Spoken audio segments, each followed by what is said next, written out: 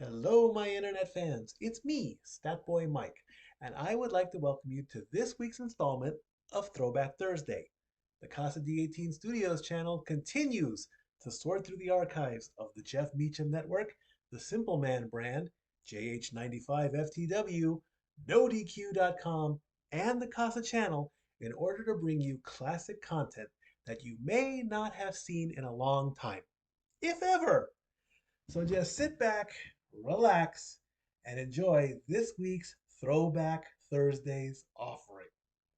I love you all. Statboy out.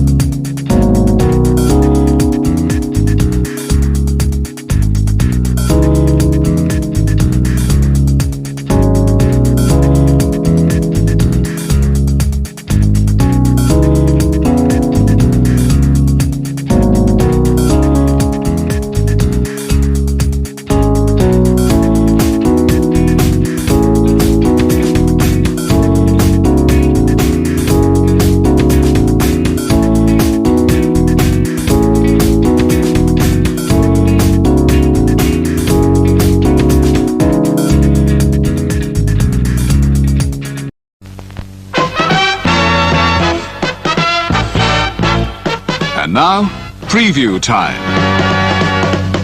So let's take a look at what's coming your way.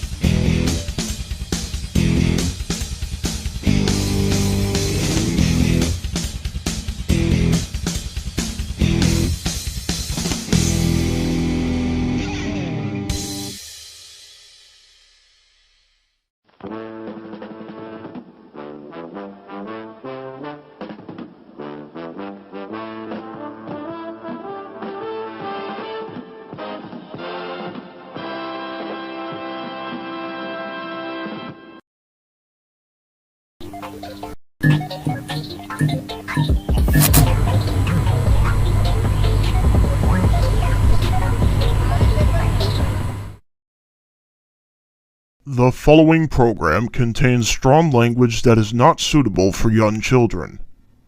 Viewer discretion is advised.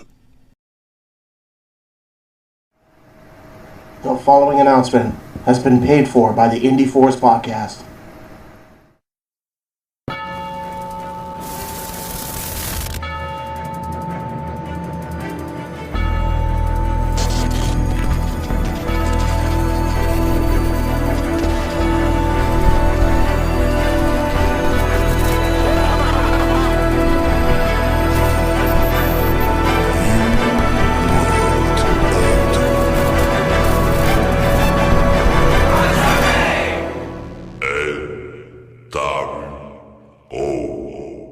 Y'all niggas wanna do.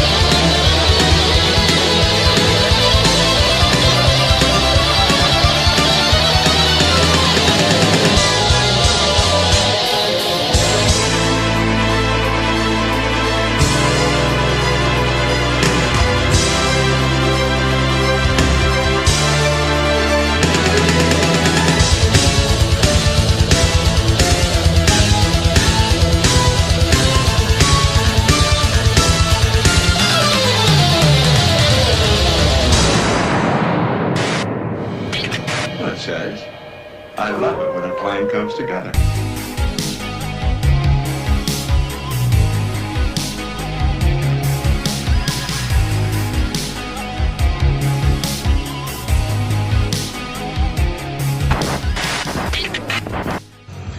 Word on the street is the Indy Force is back, and we're in the car right now as we speak. We're about to record some WYW as you're seeing this right now, but there's one person. What the fuck? Mike! What you doing? What are you doing? No, you're not taking a nap. Where are you hiding? What the fuck? What the fuck? What the fuck? What the fuck? Big bell. Whoa. Big Eepy belt. Big Eepy belt. The Bret Hart belt. Why are you molesting the title? Always remember, it's a soft spot. Whoa.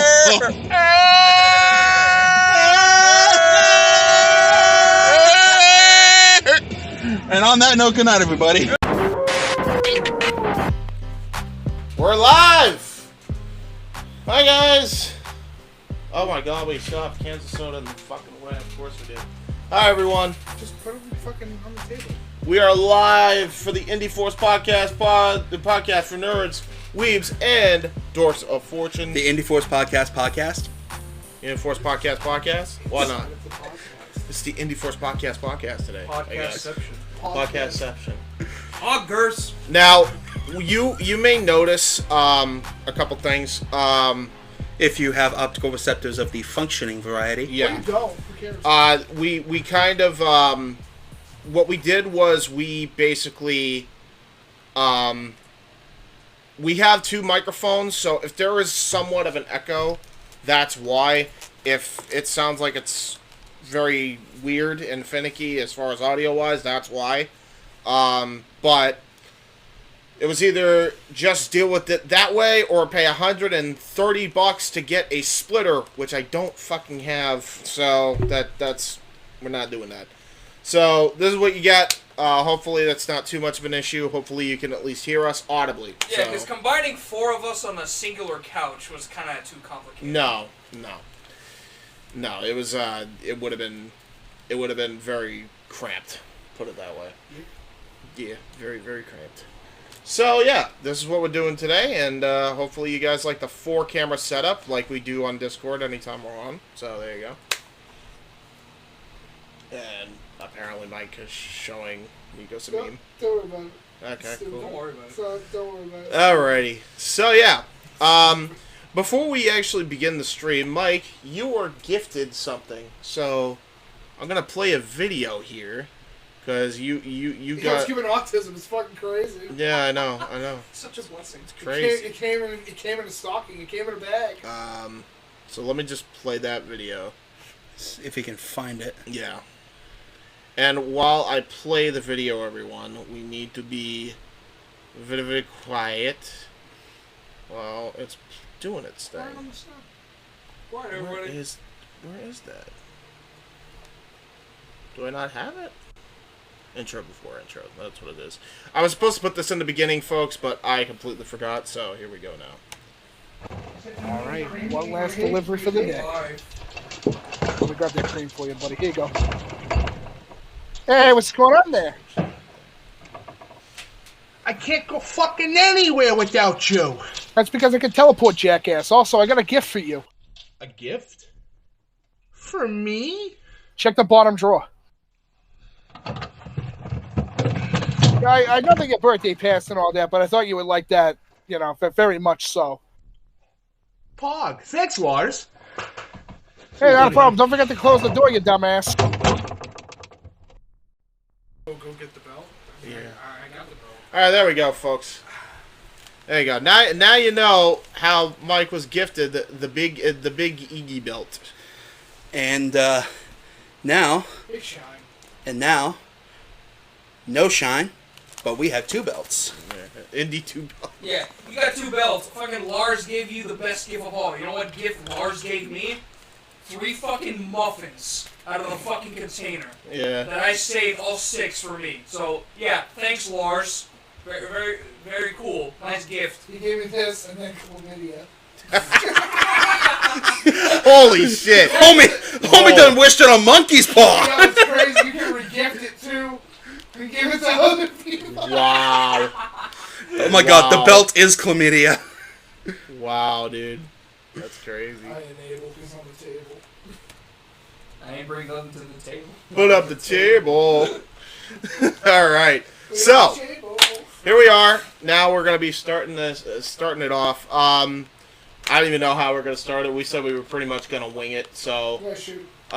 who wants to go first on their topics? What do we want to start off with? Do we want to start off with wrestling? Do we want to start off with the movie, game, whatever? WrestleMania sucked. WrestleMania Night 2 sucked. WrestleMania Night 1 Was that fucking perfect from top to bottom. Yes. And then everything fell apart by night 2. So. Yeah, unfortunately. Yeah. So 39 ended up being a tale of two shows. Yeah. The new world title belt sucks. Don't at me. Yeah, it's a very bad belt. It's a very busy belt. You know what it is? Like, I look at the belt itself, and I don't know, like, it's just fucking awkward. It's like they took the original belt, like, plating, Yeah. threw that bitch in a fucking trash compactor, grabbed whatever remained was left, and slapped it on the fucking belt with that stupid ass fucking W on it. And said, Yeah. There you go. Don't you mean the blue check mark? Yes. Thank you, Matthew, for that. Yeah.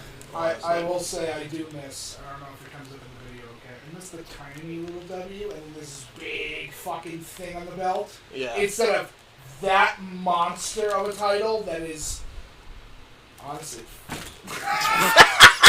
Yeah. I mean, do we want to actually look up an image? I don't even know if there's a fucking still image. of this We thing. don't care. We don't care. They can It find it on looks their like- own time. it's not like it's a hard image to find. And you could show it on the camera on your end. Like, you would have to, like, really zoom in on the relief work of this thing, because It's bad. it looks like a fucking geography lesson.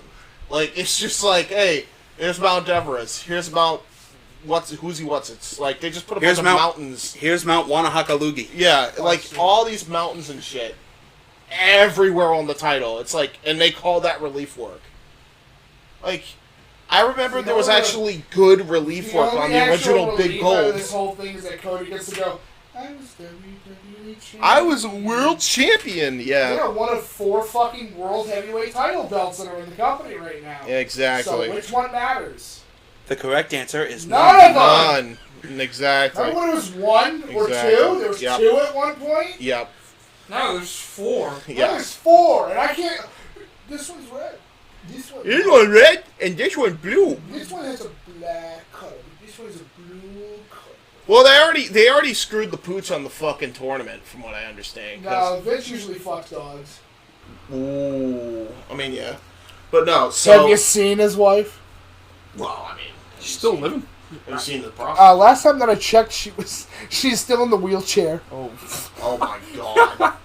Asleep. So, and there's a cat, by the way. There's our views. There's our star. So, Pussy! Folksy. do we want to, let's talk about something here, right? So, you know they're doing a Raw exclusive tournament. So this belt is exclusive to Raw, but they're already including SmackDown stars. They just did the draft last week. Okay, can I just Go ahead. deter 1 second? Go ahead. What the fuck is the point of the draft if all you got is guys coming from SmackDown to go to Raw and Raw going to SmackDown? Who fucking cares I don't know. about the draft? I have no idea. It's the same fucking show. Yeah. Back in the Ruthless Aggression era, when that became a big thing, like a big fucking thing, Yeah. it was important because it was, what talent is going to be intermingling for the next year Yeah. with another branch of talent. It It was was- important. it Now was- it's just, yeah. who fucking cares? Because looks like Drew can't make it to the show this week. What are we going to do? Let's just grab Finn Balor. He's going to take the loss anyway. Yeah, I Let's mean, grab Dolph. it's Because really... God knows we need something for him. It's really... Or cut him loose. like, not as good as it could be, really. Like, it's gotten to the point where it's not gonna be good. Nothing's gonna beat that 2002 brand split because they actually gave a fuck enough to try and make it work. They had a rocky start in the beginning, too, with the Undisputed title being on both shows, so the brand split was pointless then anyway. Rocky. But now it's like, they then split the titles, and the brand split was really in effect by like 2004, I think. No, the end of 2002. It was really also during the Reign of Terror. Yeah. Which was JBL's case? No, Triple H. All right. We have. This is my song. My song. We got. We got Memer Kid. By the way, speaking of memes, Memer Kid bruh says E. So yeah. This is entertainment? Since We're when? talking about WWE. This was like a 618? complete impromptu topic. I think we're going to have impromptu topics probably, but one of the topics we wanted to like bring up today was a little bit of a congratulations, but also kind of general talk about general wrestling topic about how there's way too much wrestling. But we'll get to the negative in a minute. Congratulations to all Elite Wrestling for... You almost forgot the name of the fucking company for a second. I butchered it for a second because I saw a comment from Zero. But congratulations to AEW for All In and damn near already selling out Wembley. Selling out nearly Wembley. Yeah. 60,000 tickets sold in a matter of hours. Yep. I'm not surprised. which Listen, is when it comes to huge. selling out their actual shows, they're doing great. Yeah. But they need to get eyes on TV, and the only way to do that is to actually make your weekly stuff worth a damn to watch. Yeah, and I feel like the only way you really do that is if you get rid of the fucking problem that's been plaguing that company since the last September at this point. Listen, nah, dude, here's the problem. Like, holy shit. I don't care about most of the people on that roster. Because Yeah. Here's what happens, ready? Yeah. 3 months of push, Yeah. done. Yeah. With almost everybody on their roster. 3 months of push, then we're going to stop. Yep. And there has been some leaks on who's going to be coming back. Alright. Say that this leak, or the list of people who are coming back, say if it's right, what are you going to do from there? How are you going to capitalize this? Are you just going to like say, alright, we'll put them in storyline for about 3 months, and then we just drop them completely? Alright, thanks for showing up, thanks for helping us get up in the ratings for a bit.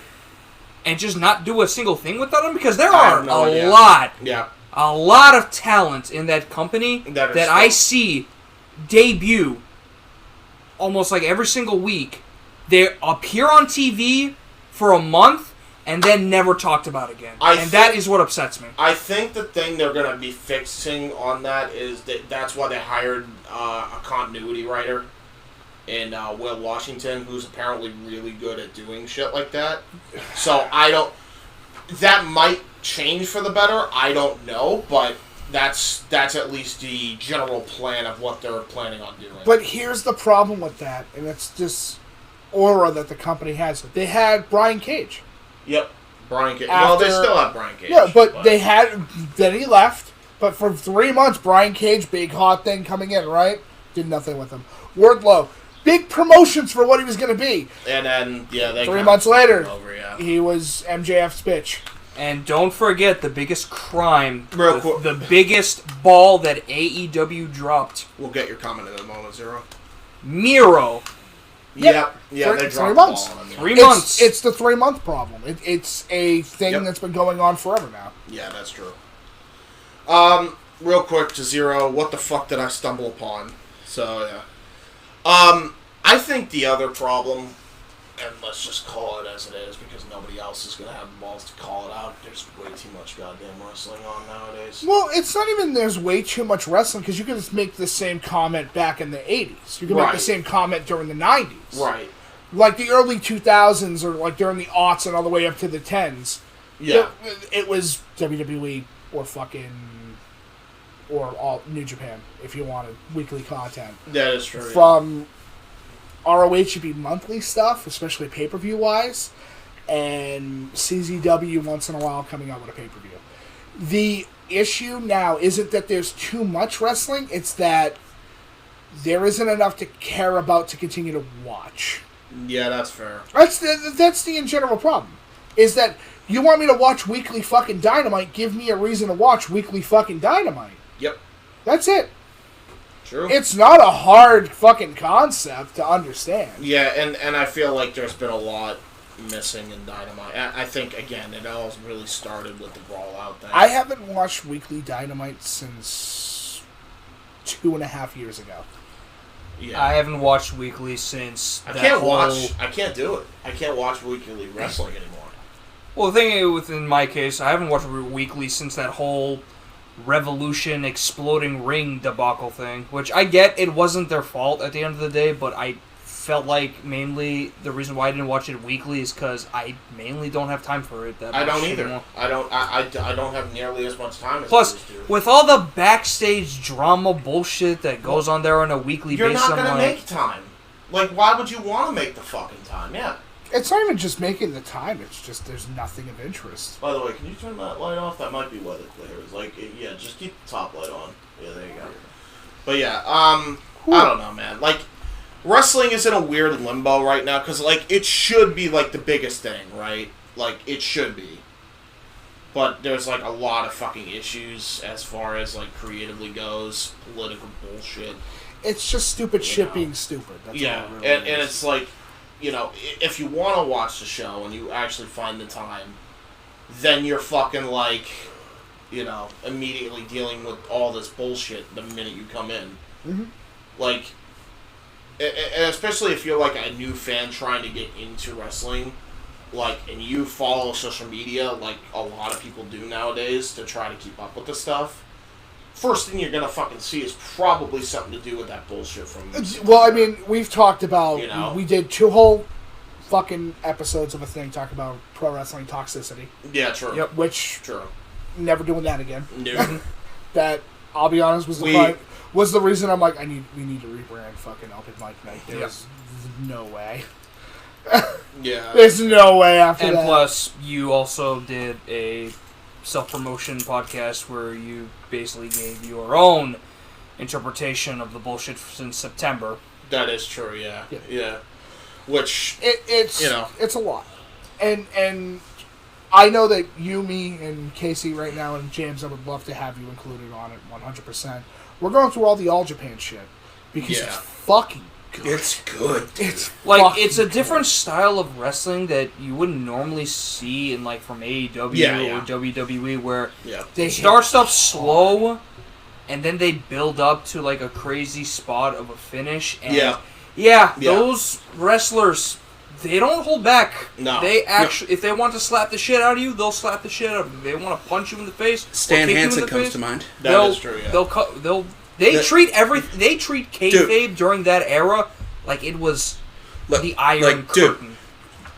Dude, it was nuts. The first All Japan match I watched, James, I don't know if you were here for this. You might have been. I might have been, yeah. Was Stan Hansen versus... Yes, he was here. Yeah, I was here. Yeah, Stan Hansen versus Kenta Kobashi. Yeah, yes. Him and Kenta fucking... Kenta came off as a guy trying to get the other guy, hey, slow down. I get we want to make this look real, but we still need to go home at the end of the day. And Stan Hansen says, fuck you, you're in my world, and you are now my bitch. Yeah. Bro, yeah, man. The Mitsuharu Misawa Kenta Kobashi match that we watched is tremendous. Fantastic. And I'm we watched... And I'm like, now I know why Paul Heyman wanted them on ECW pay-per-view so badly. And the match that I think blew our minds was the one at the Tokyo Dome between Asia Kong and the Black Widow Manami Toyota. Yeah. Where Manami Toyota had a Devon Dudley moment. Oh no! Oh no! I marked the fuck out. You were where she got the table. Devon! Get the table! Dude, It was so nuts. It's so cool. And it was completely unexpected. Like, none of us were watching. That reverse into the fucking rolling Yoshi tonic at the top rope. I went, awesome, sick. Yeah. Whatever women's wrestling is doing now, do that, but better. Yeah, true that. Yeah. Asia got some fucking offense, and we thought it was disgusting. It was She was fucking hitting it with was so many gross, dude. Yeah, it was fucking. Speaking of which, I got a match that we can check out in the future. It's a good future? Yeah, definitely. It's Masahiro Chono taking on Mitsuharu Misawa. Yes. 2001. Mr. August. Hold on, 2002. It is the 30th anniversary of New Japan. Nice. That fucking match is It's nutty, Man, nutty. Yeah. Mr. August versus the Golden Boy. Yeah. Yeah, no, it's a fucking classic, all time banger. But yeah, man. I mean, it really comes down to, back to kind of the topic at hand. It's just like, that's kind of what we're doing now. It's like if we're gonna watch modern shit, it's either we're gonna not watch it at all, or we're gonna choose one thing to watch every week, and then the rest is retro. I'd rather cover I'd rather do All Japan every week. Yeah. And we go through a playlist of stuff and we'll watch like 5 or 6 matches. Yeah. True. Because that'd be better. I think that'd be great for the channel to begin with. Anyway, I think it also helps that Japan, while they have some politics, it's not nearly as bad. The wrestling's incredible. It doesn't affect the wrestling. Whatever backstage politics are there are gone the minute they fucking walk in the fucking ring. Oh yeah. Like they are pure professionals the minute they step into the ring. There's no bullshit. There's no half measures. It's all there. At least as far as makes it to our ears. Yeah, that's fair. Yeah, and honestly, I don't need to know about the backstage stuff or anything like that because fuck it. I think it's awesome to have a country that doesn't really actually gives a shit. Yeah. Any of that information come out. It would have made it way easier for wrestling to succeed, I think, in this country. Though when we watched the Kenta versus Misawa match, one of them, we immediately noticed there's 2 Yakuza in the crowd. Yeah, immediately we knew it was 2 members of the And I think one of them is the owner of the fucking company. Yeah, because he has the goddamn pin in his lapel, which is a signature of the fucking Yakuza in Japan. So there you go. But yeah, that's kind of our thoughts on All In, or just wrestling in general right now. Like, it is what it is. Like, again, we're probably more into the retro shit lately. Like, you'll probably see me more on Owen's channel doing retros. Them watching All Japan. It's like you can call it burnout if you want. You're probably not wrong in at least one sense, but we're just really sick of all the bullshit. I mean, I wouldn't just say it's burnout. I would just say, we're kind of getting tired of this wrestling nowadays where it just looks bland. I kind of want to look back and see how wrestling used to be. I want to feel that fucking hit in my bones. Yeah, that's fair. I don't want to sit there and see a bunch of fucking...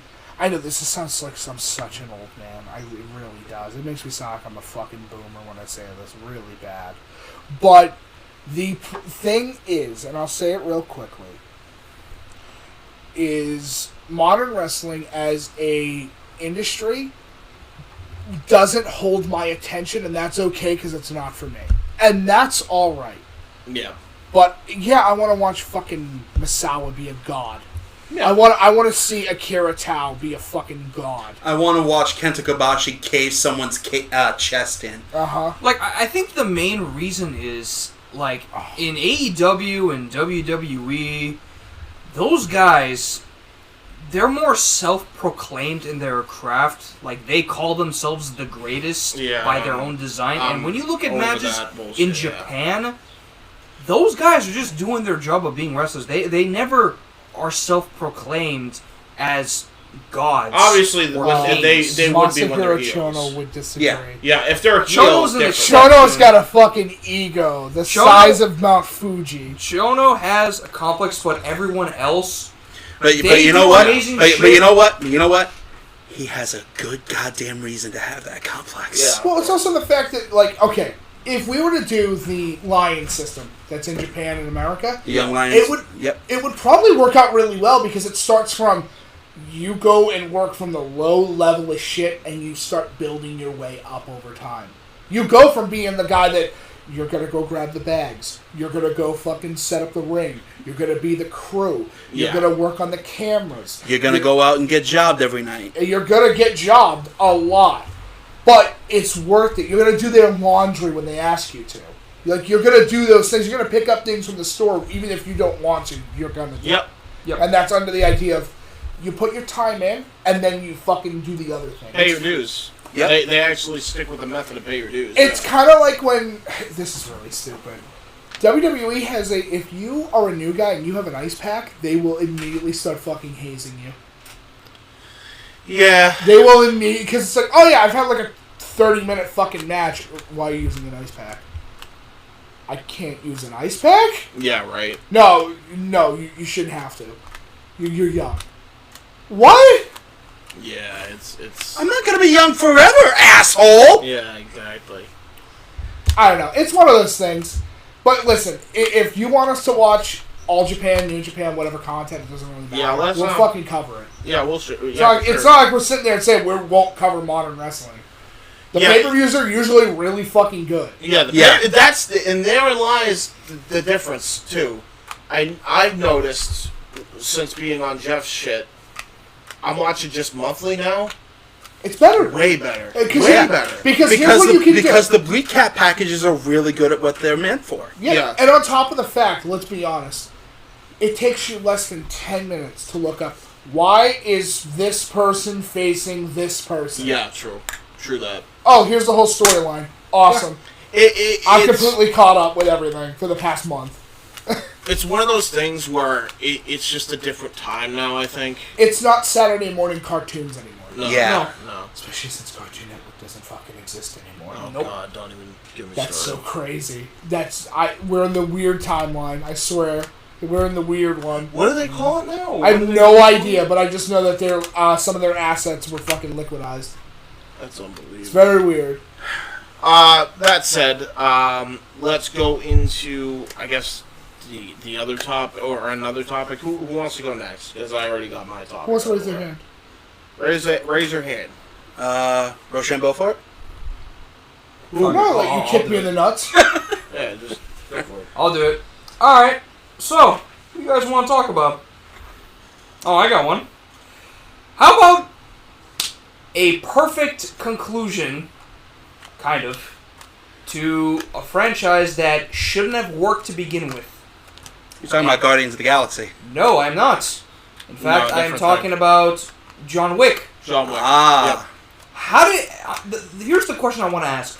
How did we get from a low-budget, old assassin who has the motivation to go after some thugs who killed his dog and stole his car to I am going after every single assassin on the planet and yet somehow I haven't died yet? So The correct answer? Yes. Keanu. Keanu Reeves. You can put him in anything and the movie will work. All we just need is him and Nicolas Cage in a film together. Oh my god, that has to happen. Oh my Please God, let that happen. Face Off 2. Can we get that, Hollywood? Yes! Oh no, because Nick's dead. Ugh. Yeah, you don't remember the ending of Face Off? He dies. Oh, yeah. Oh, yeah. In which case it'd be Travolta and Keanu. Speaking of which, just saw the Nicolas Cage fucking Wonderland movie. Mm-hmm.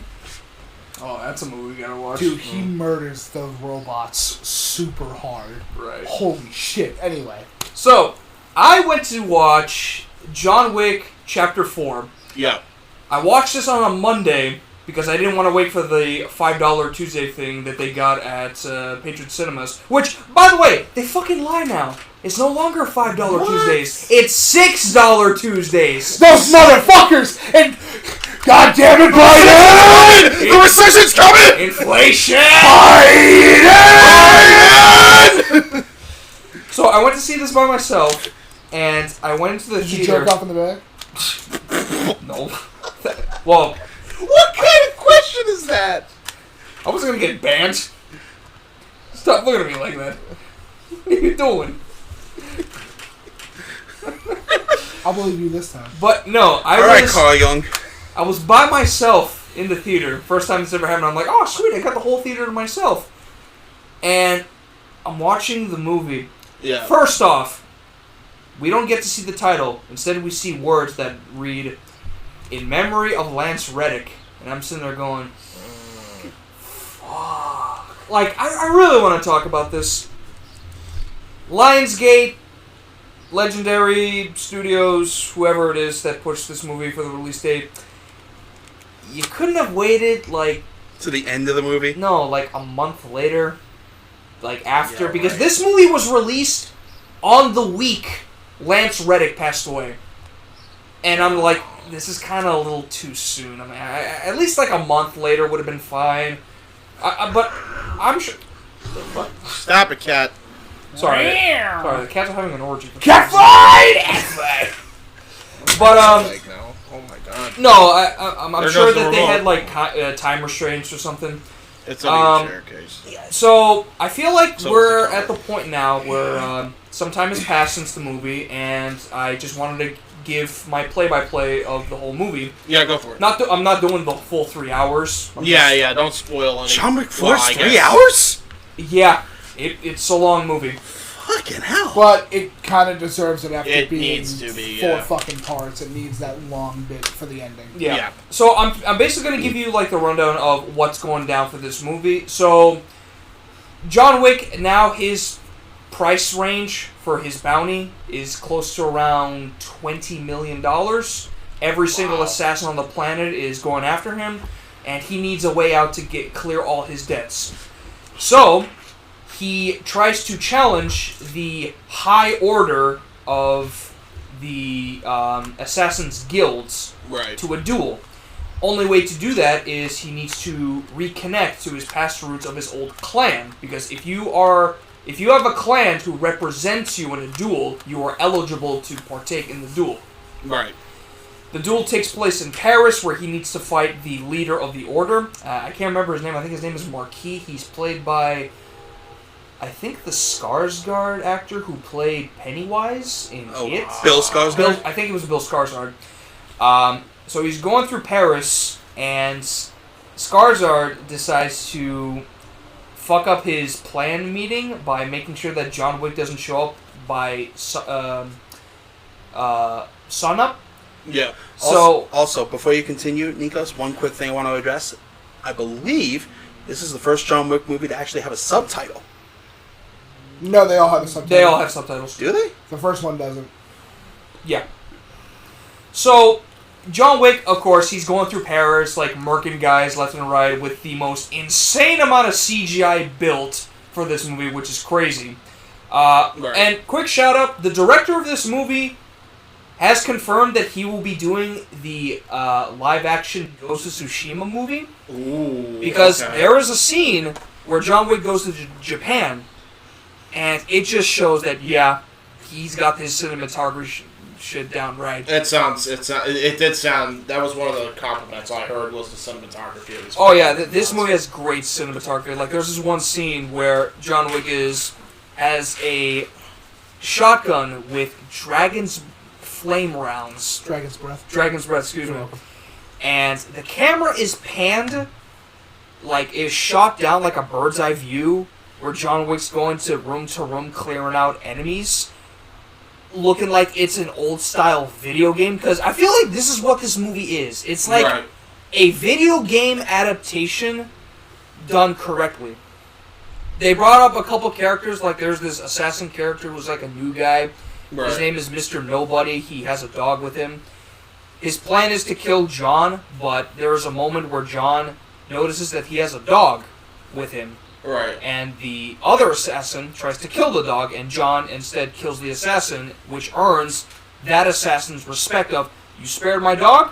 Guess what? You're on my list. So he helps John out get to his destination safely. And I know what it's like to lose man's best friend. I have to bring this up. And I know this is all CG, and of course there's safety pads and shit, but the amount of shit that Keanu Reeves goes through for the stunts of him falling. Oh, he's like Tom Cruise. He's in his 50s. Yeah, for real. Like he's like Tom Cruise. Like I always 'cause- remember the fucking, I think it's the second or third movie where he gets shot off the roof. That's the third one. It's fucking like... In this nutty. movie, Yeah. in Paris, there are these famous 200 steps that lead from like ground level street area all the way up to a tower. Jesus. He has to run up Jesus the Christ. 200 steps while killing the assassins. He gets to the top. He meets that one assassin that he always confronts, kicks him off, and he just tumbles all the way down to the steps. Dude. And I need to let you boys know, he's on a time limit. He needs to be at the duel area before sunup. And this assassin made his trip fucking harder and harder. Of course.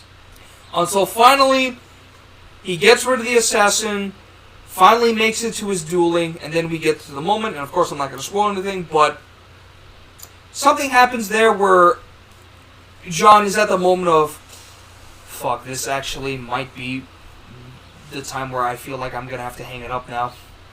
Because at this point in the game, there's no escaping. Right. This is his moment where, if I do this, all my crimes, all my debts will be paid off, and I will officially be a free man.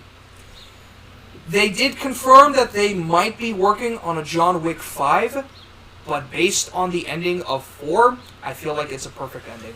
If you are planning to do a 5th movie, depends on how to do it. My only suggestion is do a different protege. Right. Or do a prequel. Mm. Do like an origin story for John Wick. That would be cool. But in my opinion, 4 has to be a better conclusion because these movies, they get better over time. Like, I was impressed with 1, I was astonished by 2, I was blown away with 3, and 4, being it as a 3-hour-long movie, I was exhausted in the first hour. Oh, there was so much action. I was, again, by myself in the theater. I was yelling, I was screaming, I was pumped up with all the gory kills that he goes after. After an hour in, I'm like, I need a drink. I need a refill. I wanted to leave the theater because I'm like, I can't fucking take this. There's so much action going on that I'm like, I think I'm done. I kind of just don't want to see how this plays out because I'm already just gassed the fuck out. That's funny. But throughout the whole movie, I'm just like, all right, yeah, oh my god, this is good. I'm sorry, this is the best reaction you're gonna get out of me. Also, the other actors that they bring in that prevents John from getting to his destination. Love how you became moist critical then. Yeah. This is the best reaction you're gonna get. These aren't clips. These are mags. These are clips. You fucking dummy. These are mags. These are mags. But one character I'd like to bring up, Donnie Yen is in this movie, and for some reason, he loves playing the blind guy, and I felt that. I felt that from you. I know because you love Donnie Yen, but better. Just like in Rogue One, he plays as a blind guy. Perfectly. Yep, and then he whoops people's asses as the blind guy. He whoops people's asses. Oh, he's Zatoichi? The Japanese blind swordsman? Yeah. Yeah, that's a fucking reference. I was not expecting you to pull that shit out. NoDQ helped. But, yeah, John Wick Chapter 4. Of all fucking things! Go ahead. John Wick Chapter 4 is just really good action overall. Good action. Like, they really outdid themselves with this movie. Like, honestly, after the 4th one, I'm like, how are you going to be able to top this if you're going to make 5? I don't know. You don't. No, honestly, you don't. I'd like to see... I'm with them. Lionsgate, I'd like to see you try with this one. Depends on how they do it, because I was... For me, it was like... I remember the Toy Story 1, 2, and 3. It was fucking perfect, right? Yeah. Like, they had the perfect conclusion for 3. And then I was like, they announced 4, and I'm like, no, they're gonna ruin what they did for 3. And then I realized, oh wait, no. 4 No, okay. it's alright. Okay, they're actually kind of going into a new direction with this because they're in a new place. Yeah. So new story, new generation's gonna come into it. Okay. Alright, that's fine. And then the story actually ended up being really good in 4. It's just, with John Wick Chapter 4, like, again, and I'm gonna have to spoil this for an upcoming thing, all the characters, I feel like they wrapped up perfectly on how they need to end for their arcs. Like, Winston, who played as the general manager of the Continental Hotel. Right.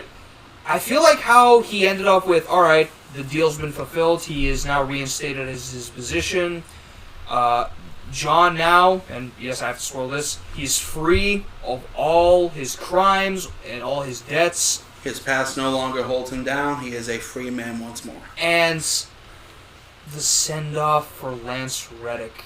Ooh. Yes, he is in this movie, and I was ready to walk out when this happened. So after that sounds emotional. After the introduction of In Memory of Lance Reddick, we get a scene where Winston and Lance Go meets the Skarsgård, the High Table, and the High Table is displeased at the fact like, oh, this wouldn't have happened if you just killed John in the second movie, but you let him go. He pulls out his gun, points it at Winston, and says, now you're going to experience real pain. And he shoots Lance in the chest. And I literally held both hands to my mouth. Holy like, shit. Dude, he just died in real life. Why? You could have pushed this a month later. Oh my gosh. And his last words was, it was an honor to have served you, sir. And I'm like, that's he just crazy. died, bro. That's wild. And there was also a scene where Winston is like at his tombstone and is like a loyal friend. And Johns was like, is this what he wanted for his tomb? Like, yeah, that's what he wanted. And I'm like, you could have waited a month. This was too soon, man.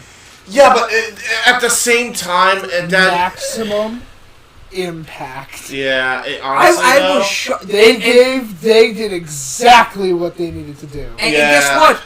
First 10 minutes of the movie. Oh fuck. Okay.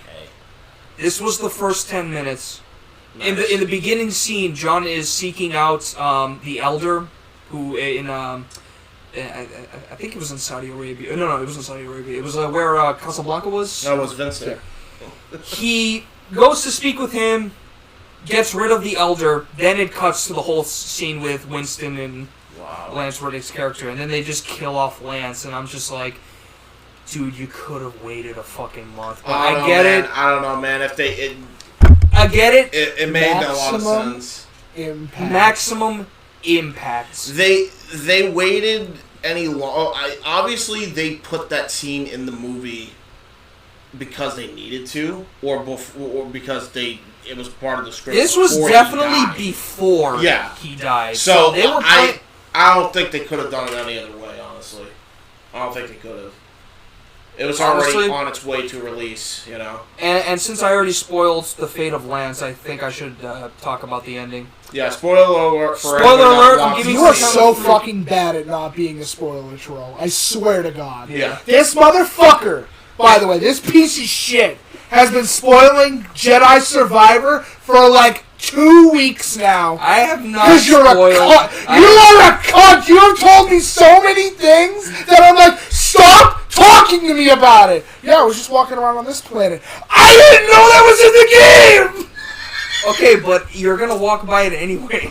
It doesn't matter. Don't tell me. That's it. We're turning the camera off. I'm gonna fucking whoop your ass. Come on the camera. Dude, it's not like it was a major story spoiler. But I wanted to experience that for the first time. It's a fucking rock. It's a rock. I don't care. It's important. It's important. Not that important, actually. To you. Alright, so... Are we good? Anywho! No idea, because he threw the damn camera on me. Alright. I think we're good. We're good. Fucking hell. Alright, am I good? Can I spoil this? You need to... Well, yeah, you can, but you need to set up now. Oh, I have to... Oh. Yeah, he kind of made you slouch, but continue. I've been slouching since the beginning of this video. Yeah, but it was... Yeah, you slouched more because he kept beating your ass. He beat your ass.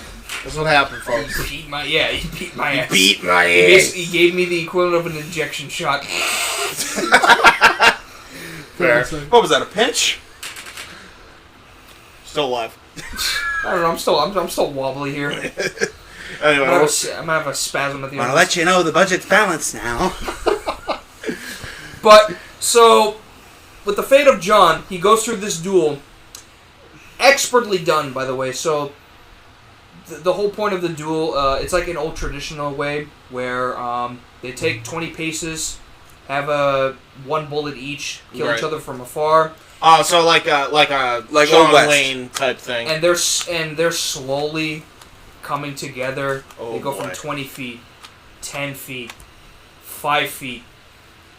And then Skarsgård shoots John. John doesn't shoot back. And Skarsgård's just doing that early celebration thing, and Winston looks at him and says, "You fucking dumbass. What? You didn't shoot." Goes back to John. John shoots him in the head when he thinks that he killed him. And I'm like, that's a perfect way to fucking sun all over your fucking villain. Nice. However, John is mortally wounded from the duel. And the last shot that we see of the movie is Winston paying respects to John's tombstone. He died? So they're both dead. Everybody died. Well, they are making John Wick 5, so... How? How? In the newest John Wick adaptation, he comes back, but as a cyborg. Wake the fuck up, samurai! I'll save John Wick! John Wick, I'll save you! Hold on! Somebody get the African witch doctor that brought Alan Quartermain back. Watch. But weren't ready for that one, were you, James? No, I wasn't. But honestly, it was a fitting way to at least somewhat end John's arc through this whole way, because if he's actually dead... Yeah. Like, if this is like some, the Dark Knight Returns thing, where they have Batman's funeral, but turns out he was alive at the end.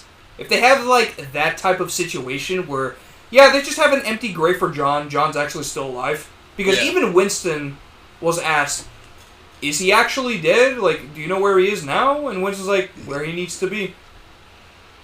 He doesn't say he's in heaven or hell, he's just where he needs to be. He's back at home, sitting around, waiting. Just waiting. Wait, there's a fifth one? What are we doing in this? It's just He's about under John the making witness. breakfast. He's under the witness It's a whole protection fucking program. 40-minute movie. I'm making Oh my breakfast. god. That's it. Keanu Reeves versus Jim Caviezel in the Person of Interest surveillance program. Oh my god. That's fucked up, man. So, overall, my thoughts on John Wick Chapter 4. Honestly, this director really did a good job with a lot of the cinematography. The story beats is there. The character wraps up nicely. But, again, the real question comes into play is, what's next now? You're planning on 5, but honestly, isn't this a better What do you conclusion? do for 5? That's crazy. The joke is, you don't. Yeah, exactly. Also, one thing I need to bring up, which is funny.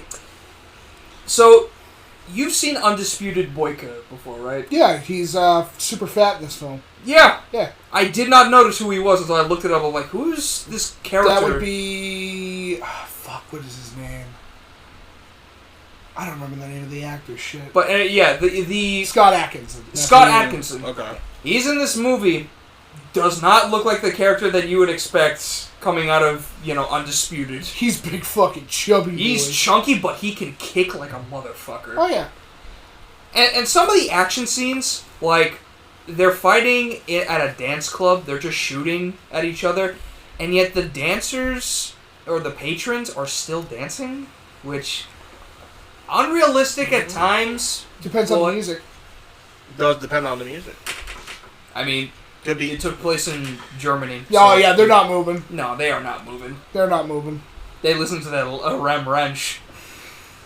Just But say, listen to Rammstein. Yeah, I was about to say Rammstein. Fire or fire. But I know that there are some moments in the movie where Ryan Ranch. it just kind of doesn't make sense at a lot of the times. Like, again, the dancers in the nightclub. That's the real cowboy shit. 16 naked cowboy from Young Ranch. You're a fucking asshole. Big hot solvent cocks.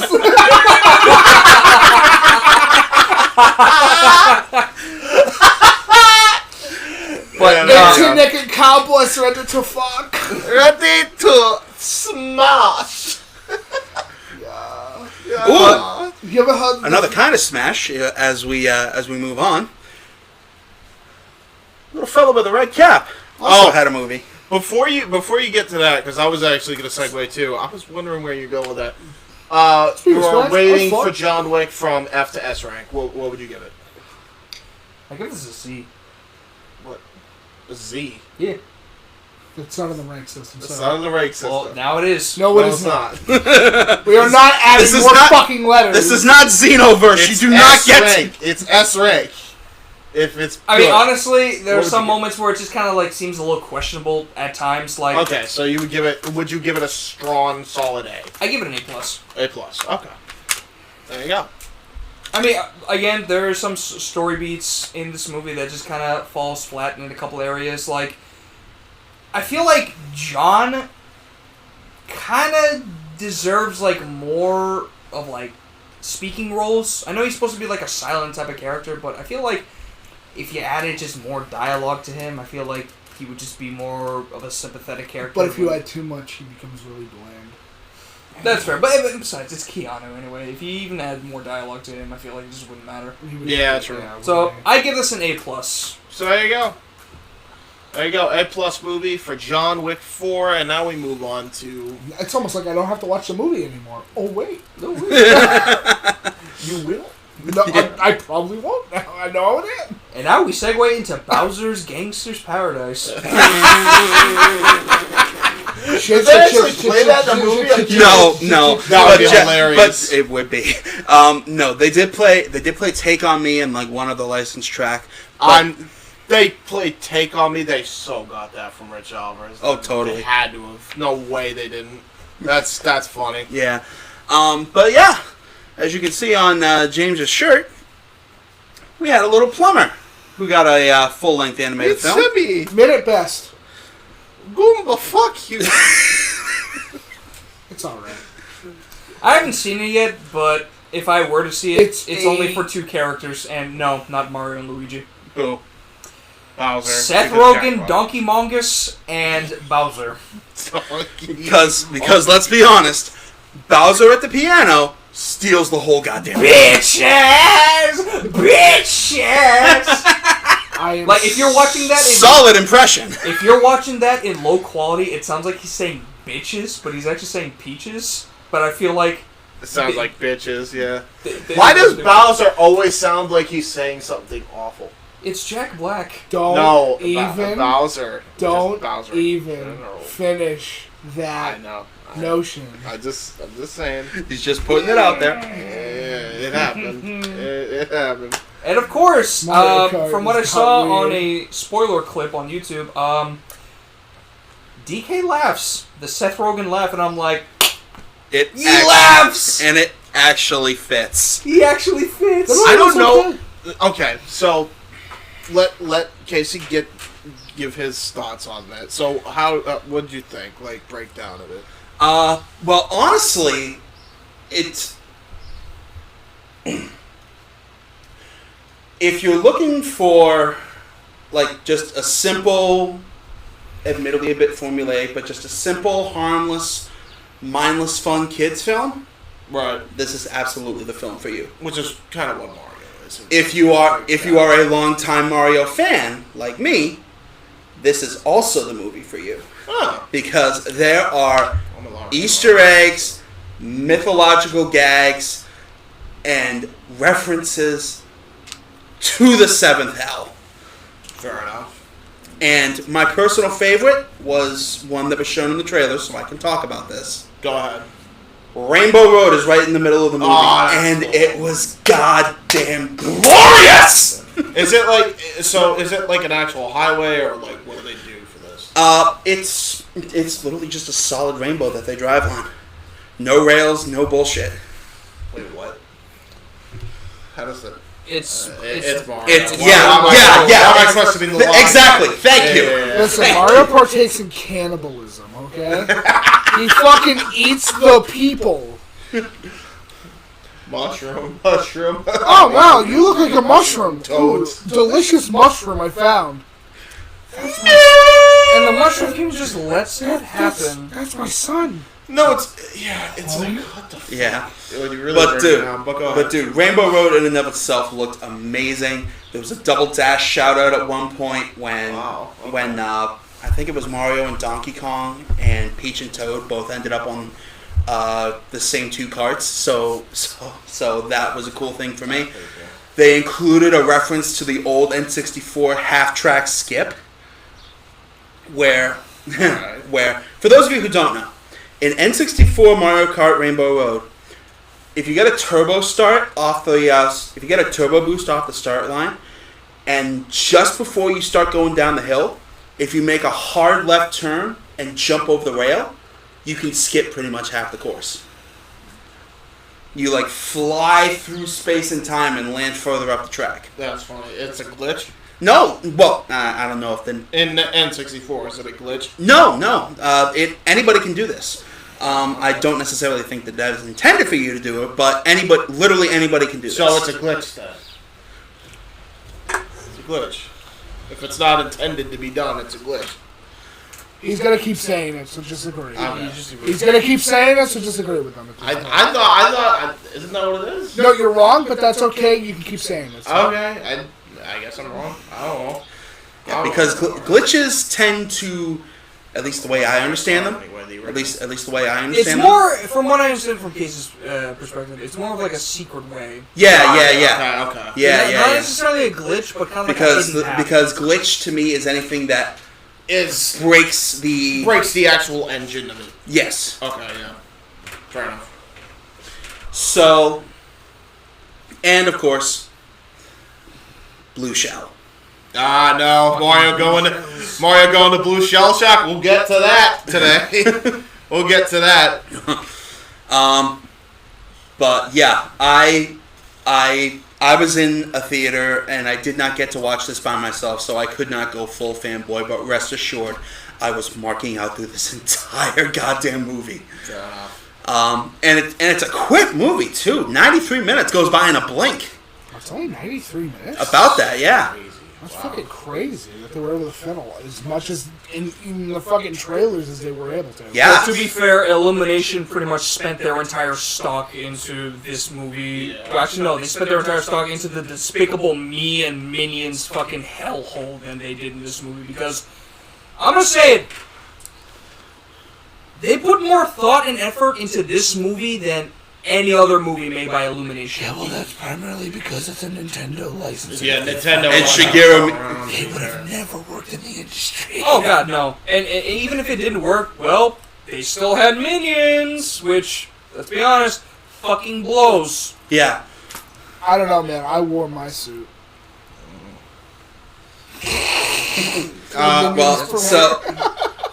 Well, anyway... for my money, solid B plus film.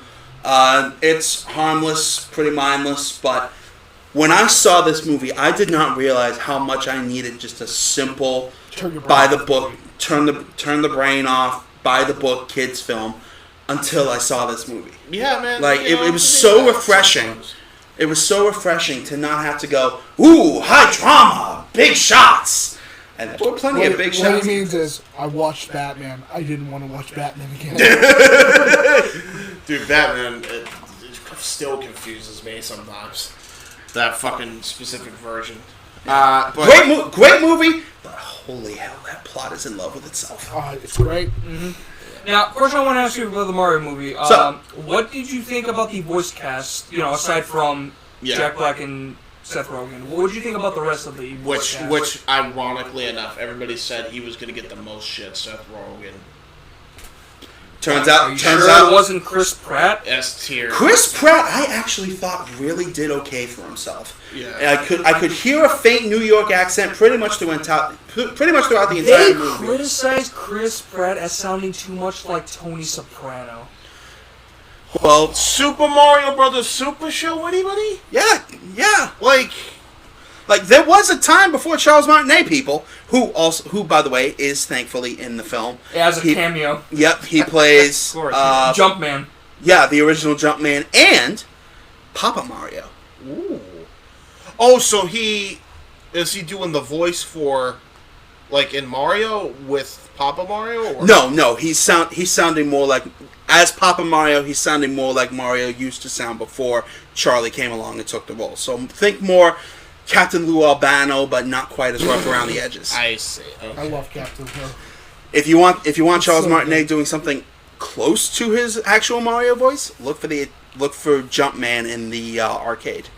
Okay, so he is doing the Mario voice. He some a very close approximation. I saved your mother from a fucking gorilla, and this is how you treat me? You fucking piece of shit! Also, you stupid motherfucker! Also, what the fuck is a Tingus Pingus? What do you mean you brought up a bomb home? I can't believe you left that thing in my house! You brought home this piece of shit! Tell that crown-wearing fucking Bowsette to get the fuck out of my house! I don't care if it doesn't have a way. She looks it's like not allowed to come around here! You brought this prostitute home? You stupid bitch! Hey, sweetheart, I like peaches too. God damn it! Oh my I could eat a peach for hours. Anyway, another guy perfectly cast, Charlie Day. Really? Just if you've amazing. seen It's Always Sunny in Philadelphia, every time he screams, I always get, Luigi. He has that vibe. Oh of my just god! Screaming constantly. So he's Luigi. Okay. He is Luigi. Yes. So he's got the scream for Yep. Luigi down. Yep. Perfect. Oh, yeah. He's perfect. amazing. Awesome. Like Charlie Day, Seth Rogen, Jack Black, picture perfect casting. Oh, Jack Black, I think saved this movie. Dude, Jack Black. Jack Black didn't save this movie. Jack Black stole this goddamn movie. Dude, Jack in both movies for Super Mario. Brilliant casting. Because there was the first one and then there was the second one. What do you mean? What first one? Yeah, what first one? The first one they did. That was Dennis Hopper, you dumb shit. Was that not? That was Jack? Bob Hoskins. Really? Yeah. That was Bob Hoskins. Huh. Bob Hoskins, John Leguizamo, and fucking Dennis Hopper. Yeah. That's really weird. I thought that James, was Jack. I hate to tell you, Bob Hoskins does not look like Jack Black. No, I'm saying like the sound. Okay. No, it's not even close, dog. No, you need to rewatch the 1980s Mario. No, I'm not talking about the 1980s one. What are you talking about? I'm talking about the. I'm talking about the first one, the first Super Mario movie of this generation. Dude, that's this movie. That's this movie. I swear James, there was another one. James, you're not in a different timeline. I promise. All right, nope. I'm looking this up because I know I'm right. No, James, there was a Super Mario Bros. Movie which had Bob Super Hoskins. Mario movie. Just hang on, because I'm. Yeah, 2023. There was a Super Mario Bros. Which is movie. This one. And then there was the one where Mario first went into the Mushroom Kingdom with that animation style. That's this movie. Wait, I thought. Oh, is it? James, you're an idiot. How dare you jump timelines like a I thought moron? for some reason they were two different movies. Retard.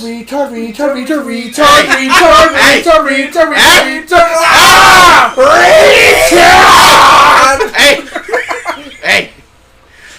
Listen, I thought it was two separate movies. Where's the lie? I know that your needs might be special, but don't pretend that you have them.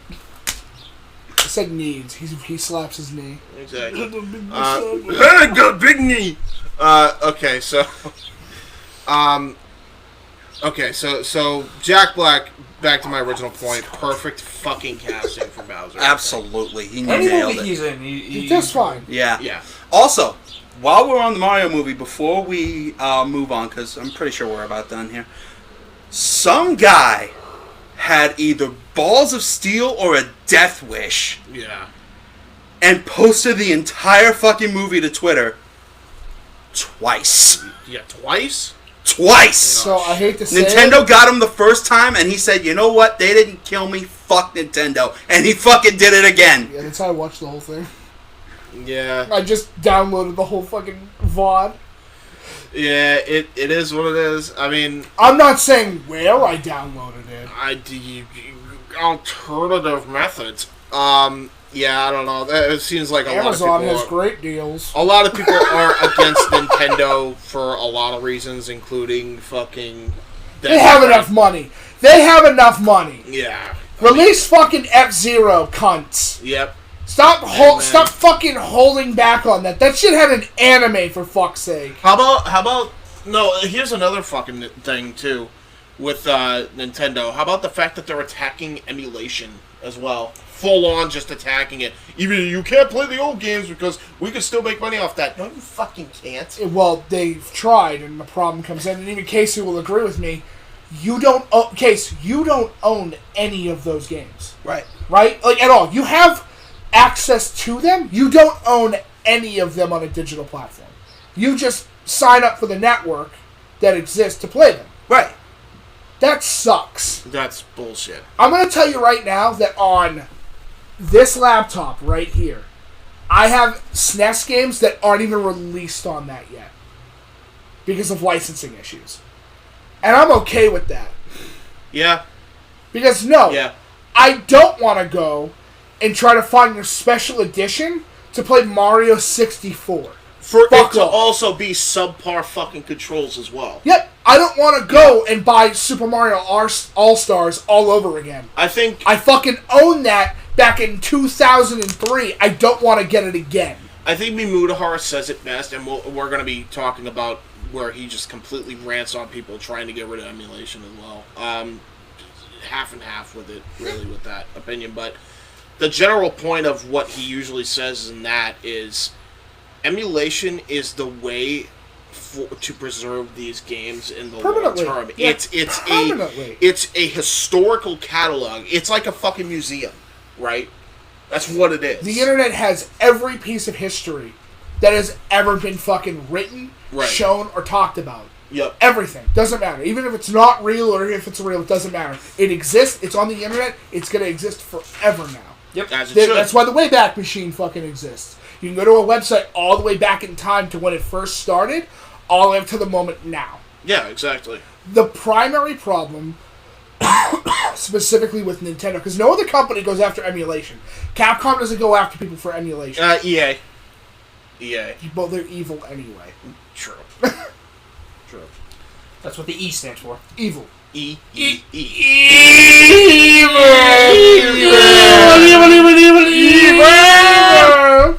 The problem comes in that emulation is a safe, easy way to get fucking everything. I have a whole bunch of shit on that just for my own personal need. If I ever get bored, I'm like, I need something different. Me too. It's easy. It's great. James, let me ask you right now. How hard would it be to get WrestleMania 19? Not at all.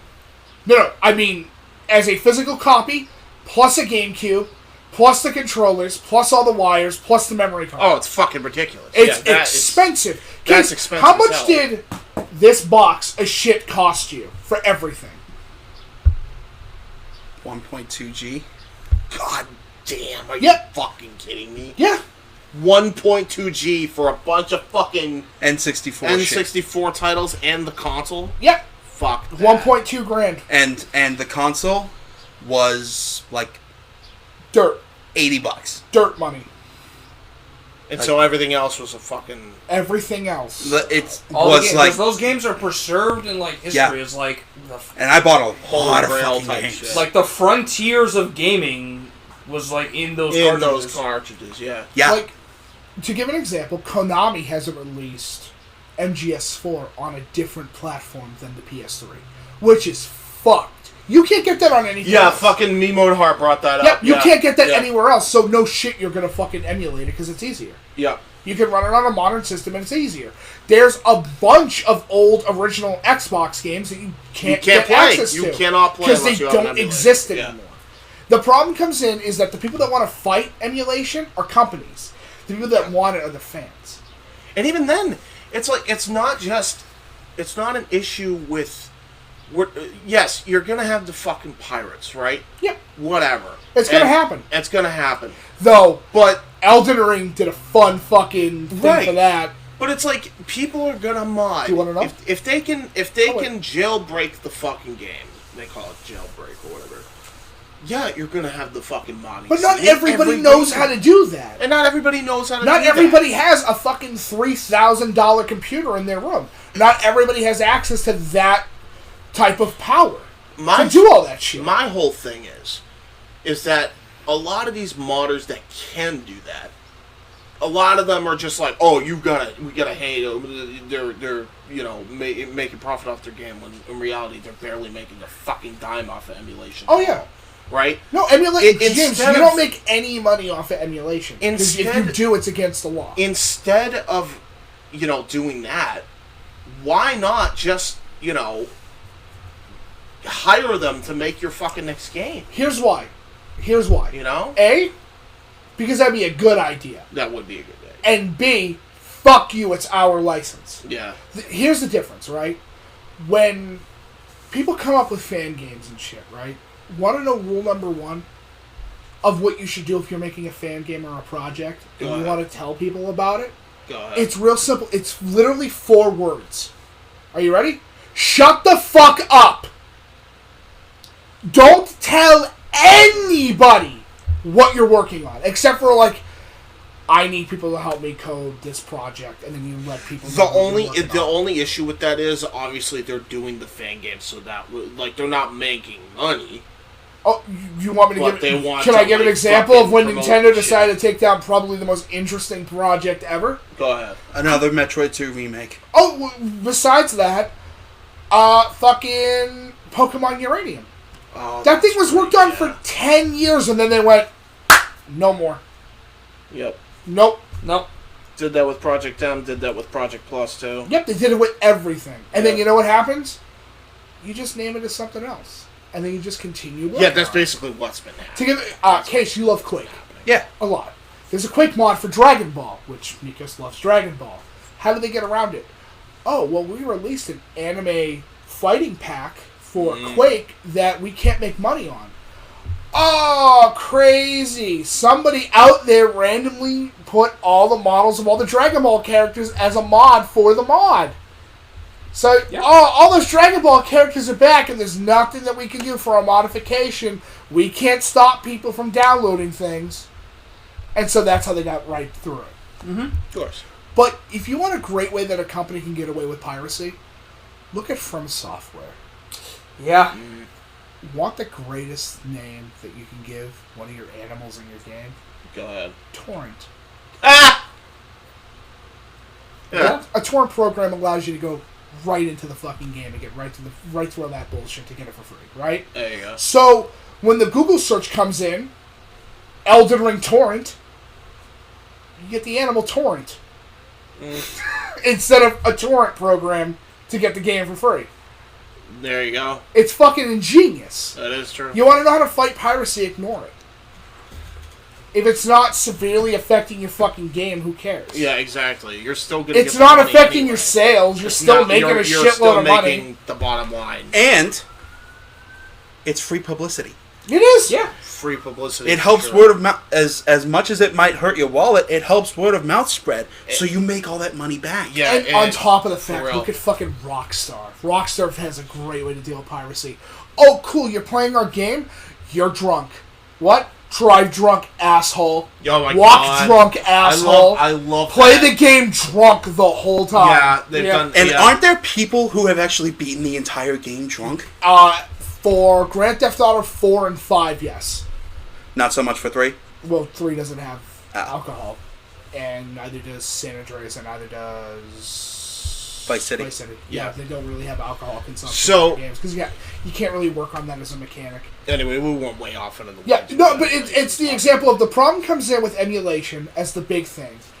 Of companies want to say, fuck you, it's our license. Yep. And the fan base goes, no, fuck you, this is for us. We paid the fucking fee. We paid Give the us money the to play goddamn these freedom games. to do this shit. Like, if I could do it, you shouldn't be fucking trying to cease and desist me, asshole. I paid for your game. I paid for the DLC. I would tomorrow delete Final Fight 2 and 3 off of my laptop if Capcom released Final Fight 2 and 3 on public forum. Yep. I would buy it. All those arcade games that I could easily emulate on here, I said, no, I want to buy them because I support the fucking company, because I care. Yeah. Right. But when you... Okay, to give an example on that, it's a good one. When you do your thing of... Well, emulation's a problem, right? Right.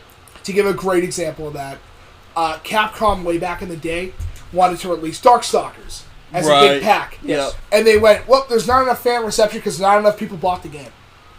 So they never release another Darkstalkers again, which is really shitty and stupid. That game would make money. It would make a fuck ton of money because people like sexy vampire women. It's just, they do. It sucks. I'm one of them. I'll fully guilty of that. But yeah, that's a conversation for another day. We won't talk about that now. We are not talking about that at all. No. The issue with companies going after emulation is that you can't actually stop it because with every website that you take down that's emulation, five others pop up. It's the Hydra effect. Dude, You're fucked. Dude, every reaction... What are you going to do, delete the internet? The equal and opposite reaction is going to follow every time. Listen, and it's going to come back like 10 Nintendo, buddies, friends. Yeah. If you want to stop emulation, let people own these fucking games. Yep. That's it.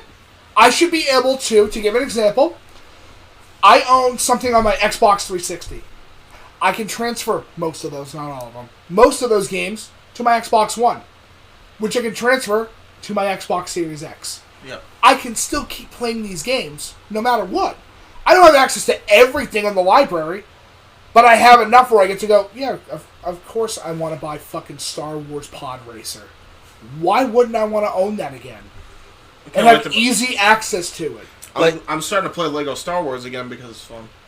Like, dude, I should not have to bribe a guy at a local pawn shop with like $200, and I haven't actually done this. This is just a bit of an exaggeration. Yep. I should not have to bribe the local pawn shop dealer with $200 just to tell him, hey, keep an eye out for fucking N64 game called Space Station Silicon Valley. Listen, just because I go to Utah doesn't mean that you can tell me that I need to show my ID to watch porn. Speaking of which... What a fucking segue. Yeah, you're welcome. I guess that's your topic. That's one of the topics. Yeah, fuck it. Utah's enforcing a law, like, just straight up, saying, oh, you want to go on porn sites? Cool. Give us your ID. We want your information. We want to know that you're 18 and you're logging in here. And it's like, that is such an invasion of privacy. That's ridiculous. That I'm not doing that. So, and you're giving it to, it's not like you're giving it to the fucking, like, porn company or anything. No! You're giving it to the government. Yep. Bullshit. You're not giving it, it's not like they talked to the companies and said, hey, we need to have a better registration. No, it's just Utah. So you know what the hub did? Cool. None of you assholes have access to our stuff anymore. Oh, boy. Do you want to know what the #1 porn search is in Utah? I looked this up. Is this something to do with corns? No. In case you want to take a guess. Cheating wife? Nope. James, would you like to take a guess? I already know the answer. But go for it. Is it Mormons? Did you say Utah is a state full of Mormons, so the Mormons are looking up in their free time Mormon porn? Yeah, What kind of sense does that make? But they are, though. Pornhub releases every year what state has the highest search on one specific thing. Yeah, it's just Mormon porn. And for the Mormons, it's Mormon porn. What the hell is Mormon porn? It's just one guy probably fucking 12 wives, but he doesn't care about their personalities. If that's what Mormonism is, then hey, you do That's what Mormonism... I am not going to shit on the religion. Yeah, that's what Mormonism used to be. They used to be, yeah. But hear me out. When your whole basis is the Seagulls came and they saved us. Okay. Alright. Sure they did. Alright, buddy. Teach their own, believe what you want to believe, but that's fucking silly. Yeah, that's very fucking silly. It's very silly. Now, again, I think we're all in agreement. No identification given to a guest. No, fucking listen. Yeah, the only reason you should be asked for your ID is if you are making a money-based purchase Or buying cigarettes and alcohol. Yeah. Because businesses need to know how old you are, but that's not logged into a system. That is Exactly. You're going into a public location to buy certain goods located at convenient storefronts. Yeah. In order to obtain substances that the government has permitted, and has said you cannot be this age or lower. You can this age or lower, and you can't purchase it. Doesn't matter. No, exactly. For Massachusetts, it's 21. I don't know about the rest of the country. Yeah, I don't exactly. know. I think some are 18. Some are 18. It's I think Rhode Island's 18. Or was 18 for a while. But yeah, it's like, that should be it. And even then, you're not giving it to the government. You're giving it to the fucking establishment. Yeah, where because it verifies because the fact that you went to go get your license, it verifies your age. And like the intention was a good one. It's a great idea. Yeah. The problem is it's not the liquor store. It's a legitimate website where you're logging your personal information on. That's the big difference. Now, if that information was going directly to the company, then yeah, it probably wouldn't be this big of an But, issue. Case, let me ask you a question. How old were you when you started watching porn? And don't say 16. No. It's way younger. I think it was 9. Either 9 or 12. Anywhere between 9 and 12. That's insane. See him? I believe it. Yeah, fuck Him? no. I believe it. No, for me it was like 13. Same here. Same. Yeah, I was like, anywhere between 9 and 12 is when I started. Let me guess, magazine. No, actually. Tifa Lockhart. Nope. Fuck. Believe it or not, I found a tape by accident. That's what No.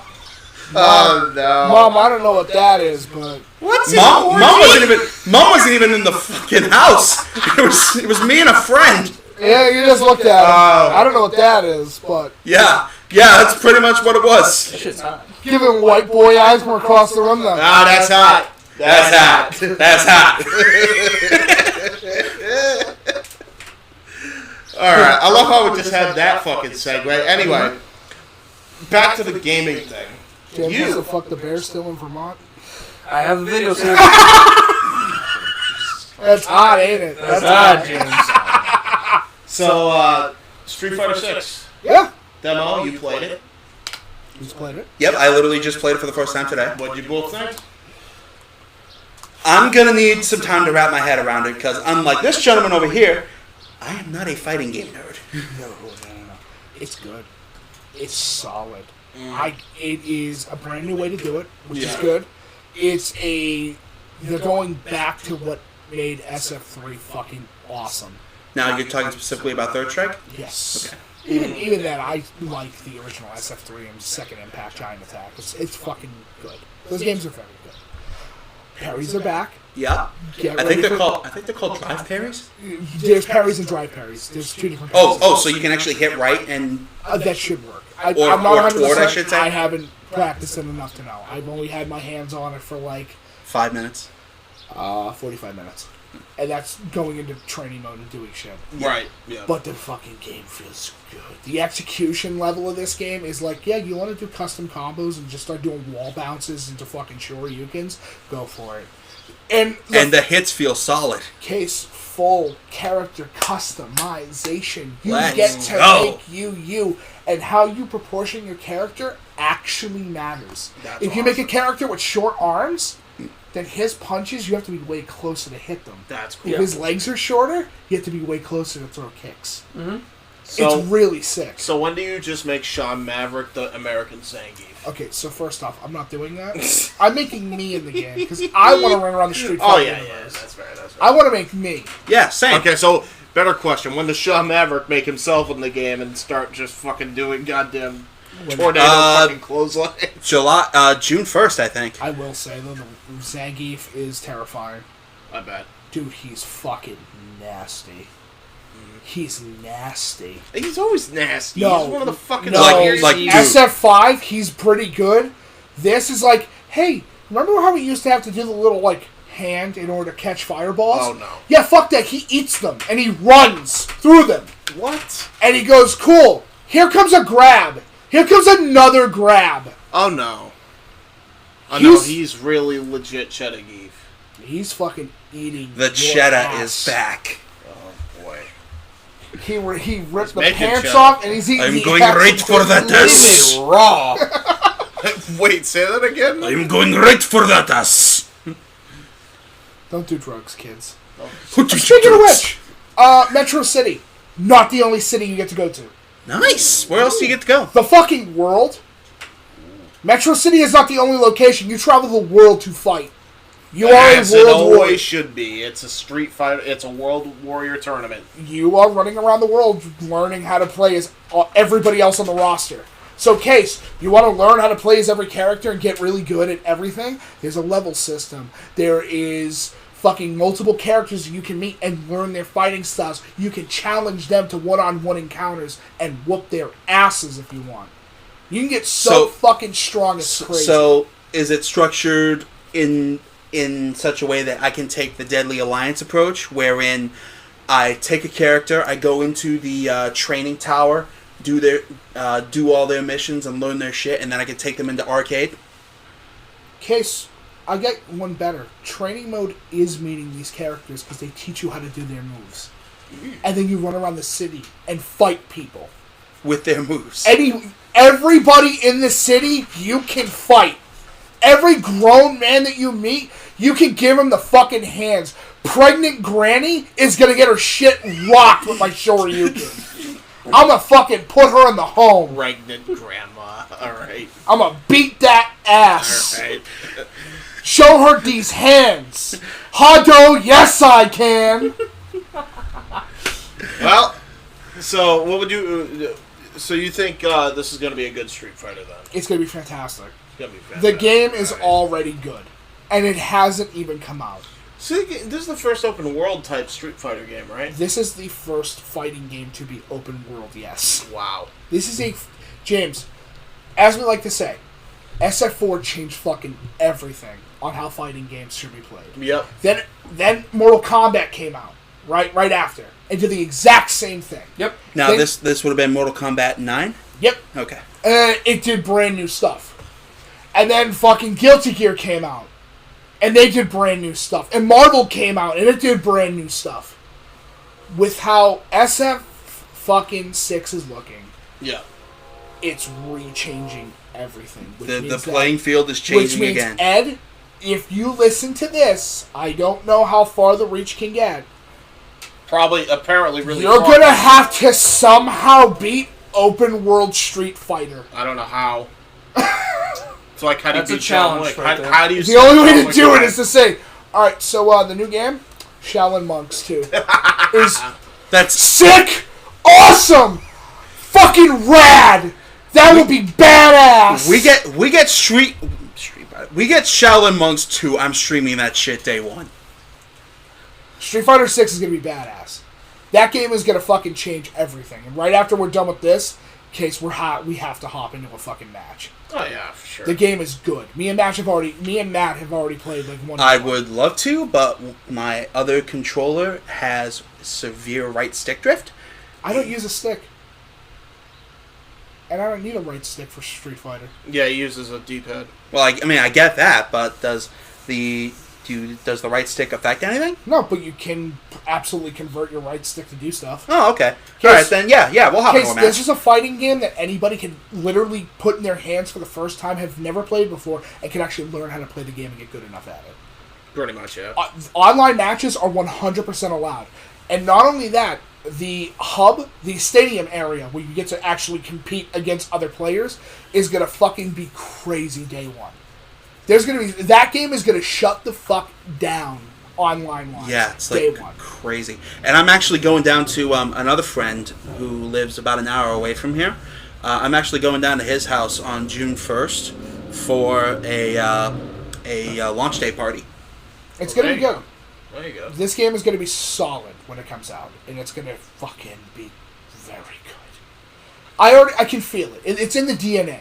The minute I got my hands on it, I went, I don't care if the story for the open world is garbage. The fact I can run around New York City, Metro City, New York, and do shit, and meet other street fighters, and get into fights with regular people, and take on the Mad Gear Gang again, is rad. That is cool. I don't give a fuck what else they're going to be bringing into the game. That's going to be sick from day one. For sure. The shit I'm going to be able to do is going to be crazy. And the moves that you learn from people actually work in the world. That's awesome. Oh, cool, you're on top of a car? Sweet. There's a gap this big. You spinning bird kick to get across the gap. Nice. Use the Shoryuken to hit the stop sign. to knock the stop sign off to grab an item. Now, Shoryu is Z motion, or is that quarter circle back? Case, you can convert the game to be an action RPG. So you can just hit a button, your menu comes up, hit the button again, sure you can while you're in the open world. You don't need to worry about inputs running around the city. You can literally convert your game to 3 buttons. But you can do inputs in the city if you like? You can absolutely learn how to do inputs. There you go. I would start with 3 buttons, because that way your brain can start figuring out that and go, cool, let's times that problem by 2. Yeah. The world is your oyster. And let's crack that bitch. Start whooping people's asses. I'm gonna go to fucking Italy. Never mind clapping cheeks. I'm gonna be breaking jaws. Well, there you go. So Street Fighter 6 gets the Indy Force approved dumb job. Well, it's not even out yet, but so far that demo's fucking good. Sounds good. All right, so this is a good time to really go to our first ad break. Casey, while we're doing this, go on to YouTube, search up for my YouTube channel, because we're going to put that shit on the big screen for a skit that we all have planned for you guys, made by me and this motherfucker. Well, I got to point this way because it's weird. Yours truly, Mike and still have to point this way? No, it's fucking weird. What do you mean? Point at I had to point this way in order to point at you. So. Oh, that's fair. Yeah, so there you go. We will be right back. It's Jay Hebert's side. You could use the keyboard. That's why I want. No, that is not the right one. That's the intro. Why are you on the old intro? Oh, okay. Wrong. Nope. Wrong again. Wrong. There you go. There we go. Go to the channel. Yeah. And while we do that, we will be right back. Don't close that window.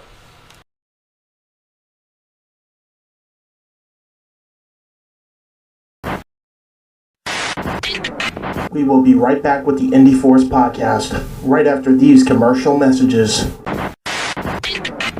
But then he ended up joining WCW and the Alliance. Because when people think WCW, they think of the guy that basically helped WWF win the war, Stone Cold Steve Austin.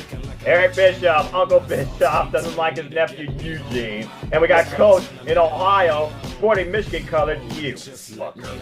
That pissed me off. Don't even get me started on Tony Storm crying. Oh, she cried. And the glass shatters. He opens the door. And off we go. Brawl ensues. They go all the way towards the Dipping Dots section where Cody dumps his Jericho's head in the Dipping Dots. Next was Best Friends getting interviewed. And somewhere Jim Cornette had a conniption fit.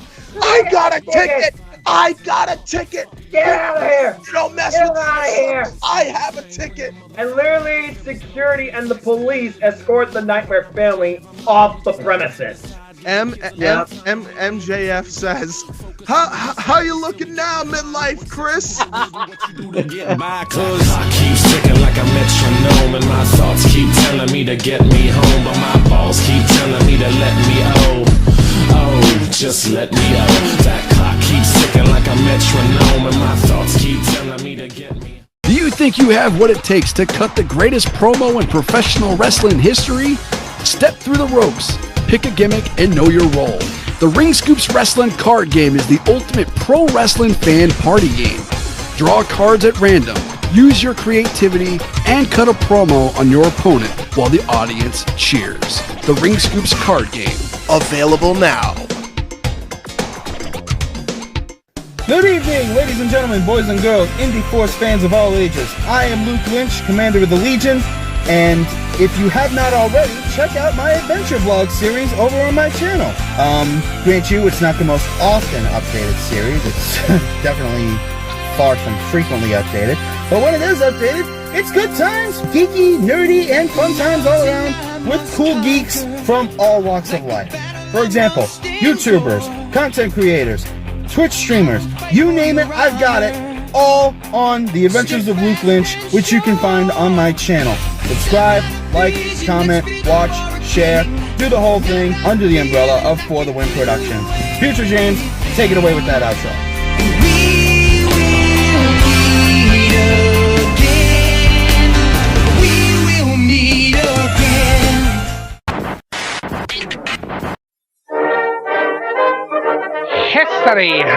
told by the Indy Force out of context.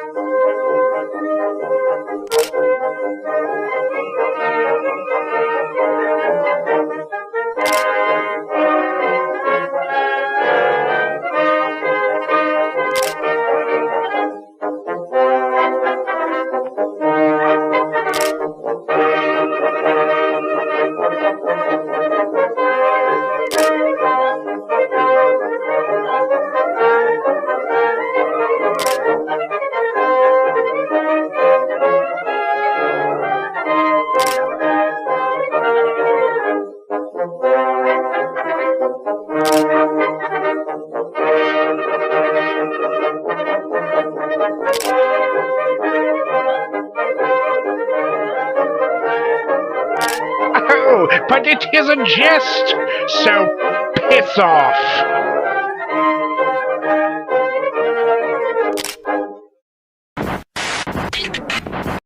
We now return you to the Indy Force Podcast.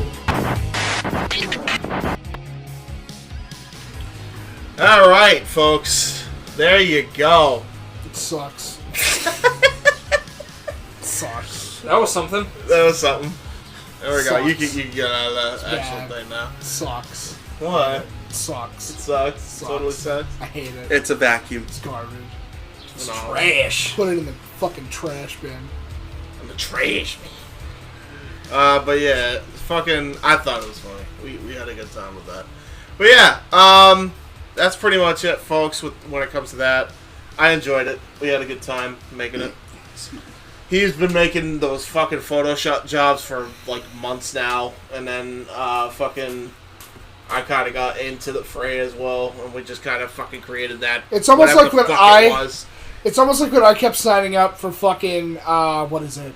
Dating sites. So I could just go on Snapchat and talk to bots and just hear, "Oh baby, I want to try inside my pussy," and I go 10010101010. Why do we solo? Fucking hell. Alright, so we got other topics too. We have like two each per segment, and then we have like one big final thing that we were going to talk about at the end. Yep. But yeah. I don't know. I think other than All In, we talked about it, but we were talking about it earlier with emulation, so we might as well bring it up here now. Oh boy. So, me Mudahar had a bit of an issue. Me Muda. Because of some bullshit. But yeah, long and short of it, we actually gotta go to some ordinary gamers. So Casey, if you will, let's see if your keyboard actually works. I don't know. Admittedly, it probably won't, but let's try it.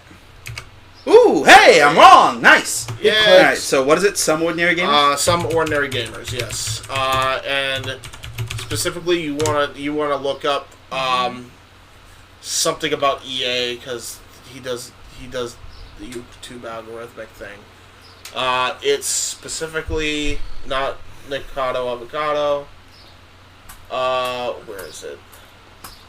Star Wars Jedi. No. The worst PC port. No, that's actually true. Yeah, it is. Yeah, it is. Bad. All right, I so feel bad. go back. No, yeah, it was the worst PC port. That's what it is.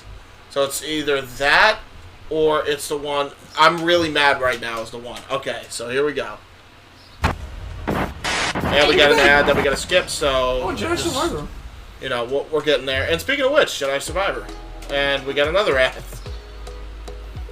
We should have really logged into your YouTube channel. Hello, guys and gals. And we can unmute. A bit of an off-the-cuff video. You can turn that up. Working, I had a date today, if you will, Friday. Came home and I figured I'm going to continue playing a game that I bought on my PC and kind of trudge through it. Now, the game in question is Jedi Survivor, and you might have seen a video today by me on it talking about performance issues. What if I told you I have a severely new performance issue? The game runs at 0 frames. And why? Not because of the game's bad performance. No. Because of the DRM solution and the testicular vice grip it has on me, on anyone. But ladies and gentlemen, let me start off with something, okay? I hate DRM. I think DRM is cancer. I don't like Steam. I don't like any launcher. I kind of just tolerate Steam, to be honest with you. Okay, if it was up to me, alright, it would be GOG, and that's it. Install the game, click the executable file, and you're done. That's it. That to me is what it should be. Sure. Now I know there's going to be, Magnolia, piracy bad, we need DRM. I get it. I'm sure there's a lot of people. Go ahead. Now I know why you like this guy so much. It's literally just Indian you. No. Well, Canadian you, but whatever. Canadian me. I would say he's more Canadian, moist critical. Yeah, pretty much. Keep the same fucking result. But anyway, he actually has a legit point to this. So, in the midst of his ranting, he actually has a legitimate point here. Hang on, can we pause for 1 second? Yeah. I will say, since I actually own Jedi Survivor on the PS5, and now aside from the release on the PC, there is some sort of performance issues while I was running this game on the PS5. Yeah, it might not just be a PC issue, yeah. Overall, I think it's just a PC issue, which honestly sucks overall, because I feel like games should be released, like, to the highest performance quality on any other system, whether it's on a gaming console system like the PS5, the Xbox Series X, or just the PC. I don't know why PC always gets the shit treatment when it comes with the performance values. This isn't even related to PC performance issue. This is, again, as he said, DRM issue. So. And I can explain the whole PC shit treatment thing. When you're developing for a console, you are literally developing just for that console, because it only exists in that format. With PC, there are literally thousands of different setups that people can have, and you have to account for each and every one that might be out there. So the way that that is a goddamn nightmare. The way that this could have been easily solved was do the console first, then a few months later release the PC copy. Don't release the PC version this same day. Yeah, it's kind of like they release Spider-Man PS4. Yep. Right. A few months later, the PC port comes out. Right. Because I'll have more time to go, what is the minimum optimization that you can have that will solve all your problems? And then here's the minimums that you need. Mm-hmm. Yeah. James, after now, that's even besides the point, because the actual PC port isn't even the issue now. Nope. Yeah, no. This is a whole different fucking problem, which continue, Case. Yeah. Okay, grab files willy-nilly off of the Matrix and run them on their computer. I get it, I understand it. But this is a case of DRM that actually hurts me, the paying customer, more than it ever hurts, pirating Pete, if you will. So let me get this started, alright? Now, I don't know what the DRM behind this is. Some people have said it's de novo, some people have said it's EA. I really don't give a shit. I just want to explain to you how bad it is. So to understand, this is a Steam game. I bought it on Steam, which is its own form of DRM, by the way. So you install the game, you hit the little green play button, and it launches the EA app, okay? So now you've got 2 pieces of cancer running on your system. All right, go ahead. You're talking about cancer. He's talking about cancer. And yet his main choice of running these games comes from literal spyware. Yeah, true. That is, he's not wrong, Nikos. Why are we listening to this guy again? Well, okay. There, to be fair, if you're playing a game on PC and you're playing shit, you typically kind of have to use Steam if you're going to buy a new game. Pretty much Steam is one of the easiest. That's why. It is the easiest way, and I think you can agree with this case. It is the easiest way to purchase and get games running. Right. Whether we like it or not, it is. It is actually... I'm not even referring to Steam here. He mentioned Good Old Games Galaxy. Yeah. Which is CD Projekt Red. Spyware! Yeah, that's true. That is true. He's not wrong. Alright, keep playing, though. Again, there's a DRM issue within EA. Yeah. This is the main point. Okay? Alright, you've got Steam as a DRM, and then you've got Electronic Arts' crappy application, which may or may not work. Alright, it's really just the luck of the draw, if you will. So it launches up the EA, the EA application, and so the game tries launching. Now, for the last hour, I was like, damn, why isn't it working anymore? Why does it keep crashing? Did my computer mess up? Did I have a driver issue? Oh, shit, did an update break something? What happened? Ladies and gentlemen, this is a game with a 2-computer activation limit. Now, you might be like, oh, well, what a first world problem. People only have one gaming computer, Luda. Now, let me explain something about multiple computers, okay? You probably have a laptop. Some of you probably bought the Steam Deck. I have a editing computer back over there that I used to just edit videos on and like do a lot of extra stuff. So yeah, people have multiple computers. Now typically DRM like this has a 5-computer limit, which I still don't agree with, but it's a lot harder to hit. So this game has a 2-computer limit. So let me explain what happened. I installed it on my main computer, played it for a bit. I installed it on that computer, played it for a little bit just for the video, and then I decided, oh damn, let me see how this plays on the Steam Deck. And at that point I was like, oh shit, I messed up. See, the game wasn't giving me error messages. No.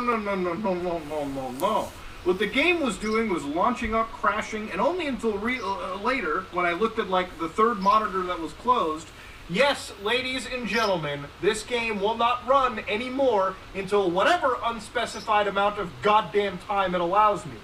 Now, when it comes to DRM, this is a prime example of when digital rights management actually fucks the paying consumer up the ass. Okay, so I paid them money. I gave EA money. I'm still well within the refund period, don't get me wrong, thank God, because I can't launch the goddamn game.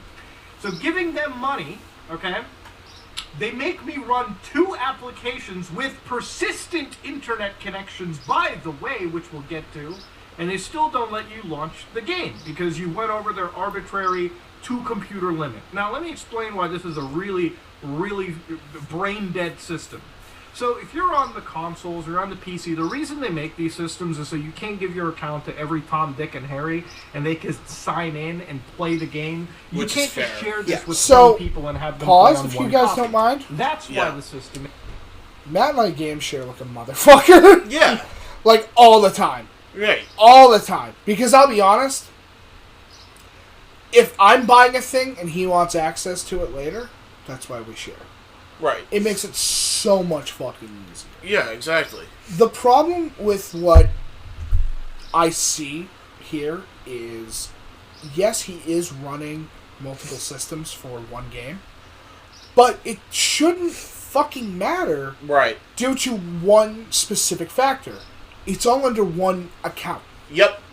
Exactly. I can understand if it's like, Matt and I have 2 separate accounts, we game share, right? No, they treat the PC as if it's a separate account, basically. But that doesn't make any sense. Doesn't make any fucking sense. Speaking of which, EA... Which I agree, that means DRM I think is EA awful. itself needs some serious fucking... They do not need their own launcher for their own games. Yeah, they no. don't need it. They do it because they want more control over your shit, and that's what they're gonna do. Yeah. If you want to play Jedi Survivor, buy another console. Yep. I'm sorry to say Absolutely that. buy I know that's really shitty. I know that the modding community out there really wants to get their hands on this game to do some really awesome work.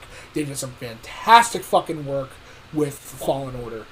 But for right now, wait a few months. Yeah, it will eventually be cracked. Buy the PC copy later. And that's the reason. They put this unnecessary amount of DRM, digital rights media protection, to essentially fuck over the consumer for buying the fucking game because they want to fucking kill emulation at any cost, including its own consumer. But okay, here's the thing with that, right? That specific thing isn't emulation. Right. No, that's on piracy, sure. That could be considered piracy, but if he's running it from one PC to another PC, I could get that. Right. But a Steam Deck is just a fucking Switch. Right, exactly. That's what it is. It's a Switch. It's a Nintendo Switch with Steam. Yeah. How is that a different account? No. That doesn't make a lot. Like, I can understand if I'm like, I'm running it on my laptop, I'm running it on my PC at home, I'm running it on my editing PC. That's where the issue comes in because it's 3 different fucking computers But, yeah. that it's a part of. But a Steam Deck isn't really a computer. It's a fucking handheld device. But even as he said, though, you probably have a laptop as well as a main computer. Most people do. Pretty much nowadays. Nowadays, like most people do. Yeah. Or in your case, which you just brought up, most people either have a gaming PC or a PC in general and a Steam Deck.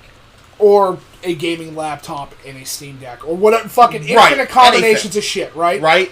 But that's like, to give an example of how crazy that is to me mentally. And that's, somebody absolutely can tell me that I'm wrong. And that's okay that they can tell me that I am wrong. But that's like me playing on my Xbox and then going to my PlayStation and then playing it on the Switch and going, can't play the Switch version. It's like, what? But I fucking bought the game. Yeah, and that's... I should be able to... or, bad example, going from my Xbox One to the Xbox Series S or PS4 to PS5. Here's another thing, too. What you mentioned the Switch. He does... Oh, the Switch version's fucking garbage. He puts all of his Switch games on an emulator. Yep. But he takes the BIOS that he bought because he got it from the game that he purchased with his money. And they're still fucking trying to say, oh, it's bullshit. No, but that's because the Switch can't fucking run anything because sucks. It's a fucking potato. Yes. In case you can even agree, Scarlet would look a lot better if it was on a fucking computer. Optimized. Am I wrong? Don't tell me that you wouldn't want to play that optimized on your current. If he had the option, yes. I think in case you and I were talking about this while we were in the Best Buy today, he would like it in that quality, but it's not a fucking die-hard thing. No, but wouldn't you like if you had to do the comparison? I know you're not a graphics snob. I get that. Everybody that says that they're not a graphics snob is a graphics snob to their own reason. It's okay. You can believe that. But I'll prove one day that you're wrong. And that's okay. We'll discuss that at another point. But what I'm saying is, wouldn't you rather have access to not only being able to play it on one platform, but another where you can do more stuff with it? Yeah, exactly. Where it probably could run a lot smoother. Yep. It could run a lot better. It wouldn't have frame issues. There wouldn't be fucking texture popping. There wouldn't be things just appearing out of nowhere. The game would be able to run at an optimized 30 to 60 to 120 frames per second without a single issue. Yeah. That's all I'm saying, because I've seen that Scarlet from time to time can fucking dip. In quality, yeah. In that fucking... You just get pixels at some point. No, it's not even the pixels. The frame rate drops. Yeah. If there's too many things on screen, that frame rate fucking tanks. Yeah. And that's fine. Yeah. But I'll prove to you one day you said that you're a graphics snob. You just don't know You it yet. share, kind of cheat the system, and you can stretch it to a certain extent. But when it comes to the PC, you literally, in most cases, have to be connected on the internet to even launch the game, especially for EA shit. So let me explain it. They have Which an is internet bullshit. system to check how many different PCs you've used within some 24-hour limit, but they also cannot use the same persistent internet check to make sure that you are signed in live to your Steam account, to your EA account, and you're using that to actually play the video game in a live account setting. This is such a brain-dead thing to me because at the end of the day, all this does is ultimately harm the paying consumer. You know, people are like, these DRM solutions, they cause performance issues in video games. yeah, I guess technically that's fucking true, right? Because I'm getting a performance issue. I'm getting 0 fucking frames because of it. Wow. Now, you know, people are like, wow, why do people pirate video games? This is like the perfect This is the example of reason. why piracy is such a salivating concept to some people. Because at the end of the day, all right, if like pirating Pete tonight, actually, you know, while I'm sitting over here trying to troubleshoot this shit, pirating Pete, if this game was cracked, would be playing the game perfectly fine. In fact, he might get better performance than I ever would on a legal, legit, halal copy. Why is this an okay concept? I still don't understand. Now, again, I've seen DRM in all cases. Okay, I've been here since the days of Securom. I've been here since the days of proper goddamn rootkitting on our computers. But looking at this, with the amount of launchers we have to deal with, because of course every game company has to have their own goddamn launcher at this point. Shit, can't just be through one brand. You gotta have like 9 or 10 of these things in your computer at any given moment, doing God knows whatever. Yeah. And even with all of these internet checks, these launchers, these DRM solutions, we still have these insane PC limits. Where, like, once you've maybe played around, maybe you've installed this on a gaming laptop, maybe you've installed this on your Steam Deck, oh no, congratulations, you made a mistake. There are companies like Ubisoft, and imagine, I have to be fucking defending Ubisoft, because they did something right. Yeah. Oh, God, that's... He's not wrong. On my end, he's just staring at Casey, which is hilarious. You're Ubisoft. You're Ubisoft. I guess. Speak French. That's great. You did great. Oui. Couldn't even say that. That's cool. No, the thing that he's discussing is the reason why I'm like, fuck it. If you want to pirate the game, do it. Yeah. But no, like, go right ahead. But does EA tell you on their website that you cannot put this game on multiple consoles? Yeah. Can you or can you not put this on multiple computers? Right. Because he's a fucking, you know, whatever, right? He's a YouTuber, he's a fucking social media influencer, whatever, however you want to call it, right? Right. But that's retarded. Yeah, exactly. Yeah. I'm going to call it what it is. That's retarded. And the reason why that's retarded is because, A, I bought the fucking game. Whether I bought it through Steam, whether I bought it through GOG, whether I bought it through EA's own service, whether I bought it through Epic Games Store, whether I bought it through fucking Ubisoft's garbage-ass fucking Kinect system, or whatever. Uplay can suck my U-dick. All I'm going to say is, and maybe this is understood, between all the masses, to everyone that can hear this. Yeah. All 2 of you that Back can hear this. back in the early 90s, back in the early 2000s, when you bought a fucking game, there it is. Yep. It was there. It was all in the package, all in the Done. wrapping. I don't need to be connected to the internet.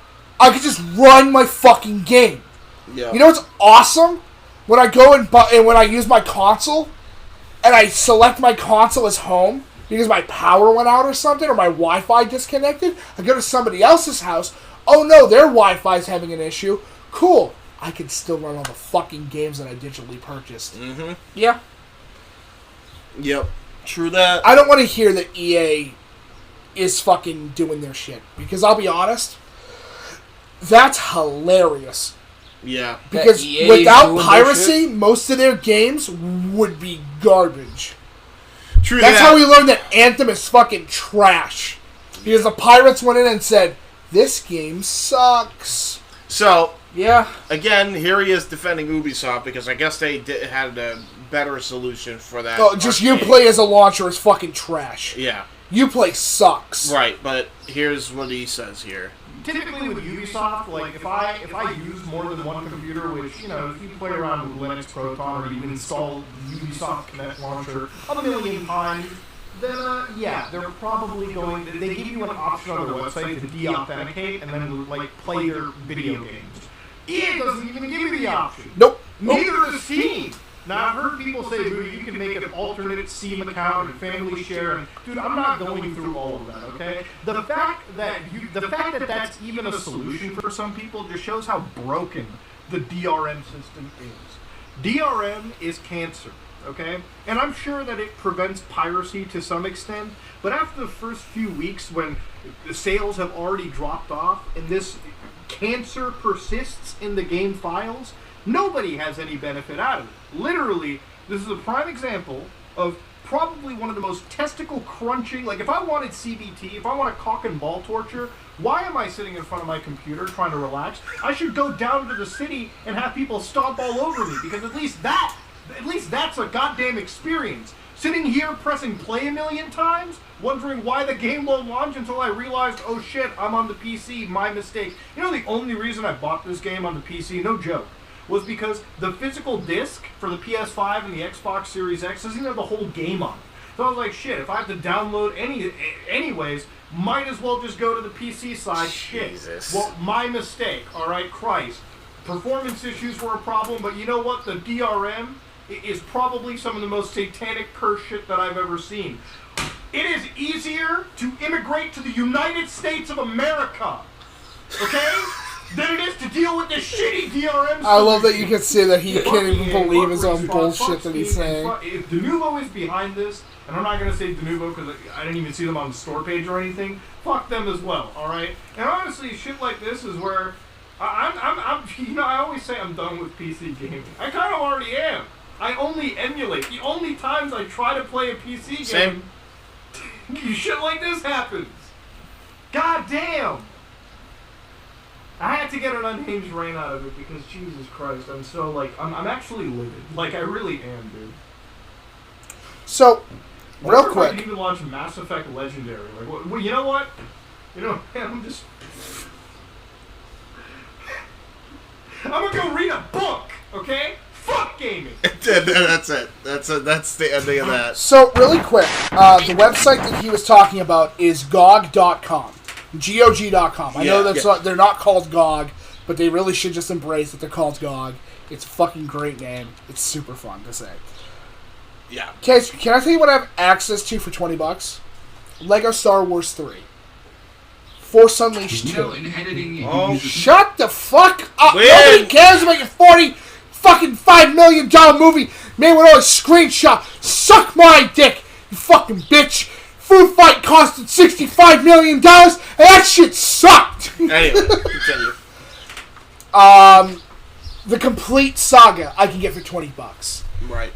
The Sith edition of the original Force Unleashed for $20. Hell, all three Roller Coaster Tycoon games for like $25 total. You can get almost every major Star Wars licensed property in game for like under $30, which is awesome.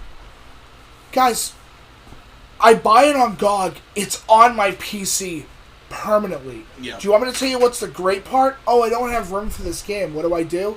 Well, I can get an external hard drive, which is going to cost me money.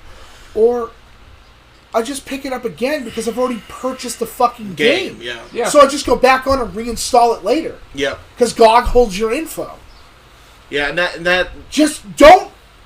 I like Steam because I like Valve. I think Valve's a great company. They do good shit. The fact that they constantly have sales on all their stuff is awesome. Yeah. It's really good for the community. But fuck EA, fuck Ubi, fuck every other launcher and player that exists, even Epic Games Store can suck my asshole. And most importantly, fuck DRM. Fuck DRM. Yeah. The fact that even exists for... Guys, why the fuck wouldn't I want to be able to play this on multiple platforms? Yep. Why wouldn't I want to do that? It's the brand new hot game for 2023. And you're like... Nope. Yeah, I don't think that you want to play this on multiple. You don't want to play this on multiple devices. What are you, fucking stupid? What are you, retarded? You can't multitask. What are you? Are you human? You are a spud if you want to use multiple devices. Deck. I'd rather take an upper decker in your toilet than you fucking Steve. I would literally, as an EA executive, take a literal shit. I hope EA gets bought out by fucking Microsoft. Can I tell you what would happen if Microsoft bought it? Cool. That practice ends. Yep. Yep. You know what happened when they bought fucking Active Blizzard? Yeah, Activision Blizzard? Most of that shit so far is done. Yeah, they released another Diablo. Yep. They fucking immediately got all over Bethesda's ass and said, you need to release all of your shit that you've made so people can buy it. Yep. Yeah. None Because of this that's DLC fucking bullshit. retarded. None of this fucking To microtransaction not give crap. your audience the ability Yep. to purchase the shit that they really want to play. How, by the way, how gaming was fucking intended! Case, look. A video game in my hand. Oh my god!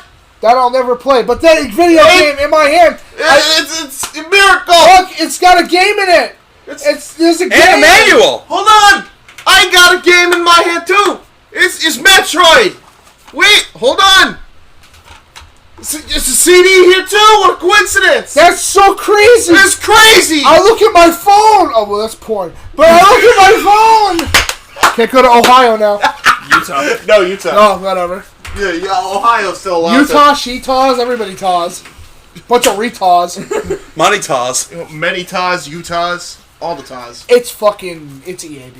They are always shit starters until Disney goes, cool, thanks for fucking over the fan base again. That's really awesome, because that's what we really want to do, is fuck over the people that give us money. Yeah, it's so stupid, man. Like, it's a common thing of, I want to buy this product so I can get into it. I don't need 50,000 sign-ins and registrations to your network to let you know I'm playing this on my system. Yeah. And if I want to play this on other systems, why do you need to challenge me or tell me more information that I need to be logged on? I'm already playing your game, guys. Yeah. I'll tell you why. Because back in the late 90s, early 2000s, StarCraft 2 had a huge player base. And then they looked into the numbers of their sales and said, oh, fuck, 25% of our player base never bought the game. Yeah. Yeah. Do you know why? Because it was all... Because everybody kept burning them on the other floppies and fucking other, CDs. Which some people are able to play it on other platforms, which is fucking hilarious. Which, by the way, because they were retarded and didn't put it on, one major thing at that time anyway. It was an archaic system back then. Well, not really. It's PC gaming, which was fucking, it's the Wild right. West, figure it out. Right. But, that's why. But it's... There was at least a physical copy of a thing that existed, and back in the day, piracy was super fucking easy to deal with. Yeah. It really was. It's Yeah. like code books and all these other things came out because it was super easy to deal with to begin with. That is true. But, holy shit, EA. Yeah, man. Again. I didn't hear anything about EA for a solid year. And now then you it's hear fucking all of this. more. How do you guys keep fucking your fans? Stop doing it. Why are you almost equivalently as worse as Nintendo when it comes to this stuff? Don't you want to have a fan base? Don't you want Nintendo hates their fans. Oh, they hate their They fans. fucking... Casey, you a Nintendo fan? Allow me to become the ghost of Shigeru Miyamoto. Fuck you! Give me money! Now, real quick. Do you think that... A little bit too nasal. Sounded more like Hiroshi Yamauchi. General problem with this, obviously, we already talked about it earlier with the modding being a problem. Do you think that this is really going to kill off PC gaming? Nope. With the exception of not going to happen. Emulator? No. It's too convenient. PC gaming is easy. Fair enough. It's literally open installer, get the game running. Fair enough. With Steam, it's not that bad, because running things through Steam is not super hard. I know what Mudahar's talking about. Sometimes it's a real bitch. Especially when you have to have constant connectivity. Yeah. But the major thing with that is, if I buy the game on a platform, I should have access to it even when I'm not online. Because what the fuck am I downloading that needs to have this thing still be online? Yeah, sure. I bought your game already. I just want to play the game. I just want to play Lego Star Wars 2. Because I don't like the original trilogy. Hey, I just play it because it's funny. It's fucking play it for the comedy. To be fair, Lego games in general are pretty fucking. The only one funny. that's kind of ass is It's The Hobbit. It's The Hobbit. The Hobbit. Yeah. It's pretty bad. It's kind of ass. So anyway, that's our little.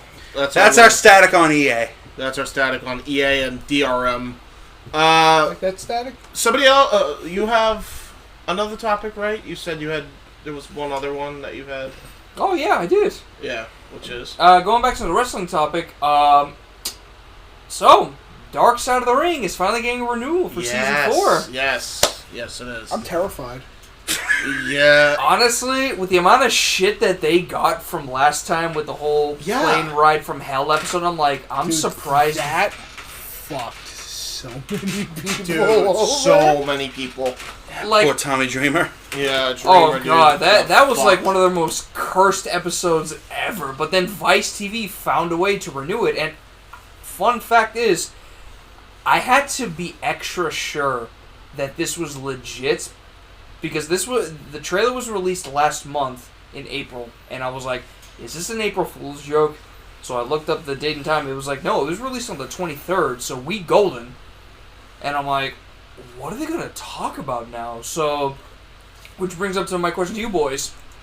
What do you guys think they're going to talk about for season 4? I don't care. I'm sick of negativity in pro wrestling. I agree.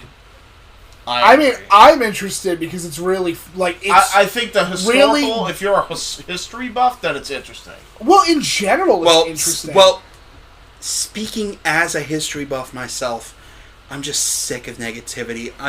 The world is a shithole as it is anyway. We don't need to make it anymore. No, true, but you're telling me that you didn't find the Owen Hart thing interesting when they talked about I totally did. But there's a point when enough is enough, and you just need to detox. I'm more curious of what they could find. Like, what is something that isn't really talked about that can be brought out and talked about more? See, you guys are looking at it from a perspective of you're not watching or you're not dealing with the bullshit that is, or were dealing with the bullshit that was weekly wrestling, which was always something found negative by the fucking, and just hammer it home by IWC all day long. Just hammer it home until it's like a fucking wind rammer and just ram you up the ass with it. That's what they do every fucking week, right? You guys are looking at it from that perspective. We're looking at it from, we deal with that bullshit. It's fucking tiresome to deal with any more negativity, historical or otherwise type shit. It's like fucking goddamn more of this shit. What if they cover Snuka? Would you or would you not watch? No, I wouldn't watch. Well, because I already know enough about that to fucking... Technically, they already did cover Snuka with... I think they already... Yeah, season 1, yeah. But you see what I mean, though? Like, what if they cover a story that's like... Something you never knew of. Something that you were always questioning on. Yeah. On like, how did this happen? It's something that the wrestling world tried to hide away. Dark Side of the Ring is for those that don't look up the dirt sheets or deal with that side issue. Absolutely, yes. Like, if you enjoy it, more power to you. Let us know how it turns out. But we're probably going to tune. At least James and I are probably going to tune. Tune in. You motherfuckers are absolutely going to watch one of those things. Yeah, you are. Depends on what. James probably will. I'm probably going to be focusing. I know Casey is. I've done. Yeah, I've got a whole bunch of other stuff on my plate. Like I'm trying to become an Omni Warrior in 14. I just picked up Spider-Man Miles Morales. The first thing he was going to mention was 14. Shut the fuck up! Shut the fuck up! I'm saying you signed on for this shit. I know. So there's that. I just picked up Spider-Man Miles Morales. We were literally playing that earlier today, which is fair. Yep. Zelda Tears of the Kingdom is coming out in 2 days. And he works. Well, yes, I also work, but wasn't even gonna list that as a thing. Okay. All right, yeah. Sure, yeah. Oh, I become Omni Warrior. I'm gonna play Spider-Man. Oh my god. Play Breath of the Wild 2. Well, Tears of the Kingdom. But I'm also got my headphones on because you were talking about stuff that came out last month. 72 seasons, bitches. Oh shit. Okay. Real quick, I'm cool with that, but I do want to talk about that too. But first, we didn't even get down the lineup. I do want you to get the lineup. So, it's only fair. On my TV, I saw like a couple of the thumbnails for each of the seasons of Dark Side of the Ring. Like for season 1, it was Macho Man. Season 2 was Benoit. Season 3 was, I think, Road Warrior. Yes. Yeah. The person for season 4, who I think they're probably gonna talk about in the first episode, is a person that we actually showed in the skits during the commercial break. Alberto El Prickhead. No, not him. No, it's not him. Abdullah the Crispy. Yeah. It's about high noon, where they finally get to talk about, if you drink my blood, you die. So, all these are fork marks. Because I wanted to go fork myself. Every Nick Gage person that watched that fucking Nick Gage Dark Side of the Ring is going to go tune in for that one. Oh, totally. Which, by the way, was unironically, probably the least negative thing on that entire fucking thing. And that's saying a lot. Considering he robbed a fucking bank. With no mask. Bro, thinking it was GTA 5. What the fuck? Yo, I can't believe it. Nick Gage in a bank robbery match. So, yeah. If he loses, he gets a prison sentence. Well, he lost. First one out the bank with the cash wins. Nobody won. Including Nick Cage. He lost the most. And so did fucking the person who had him.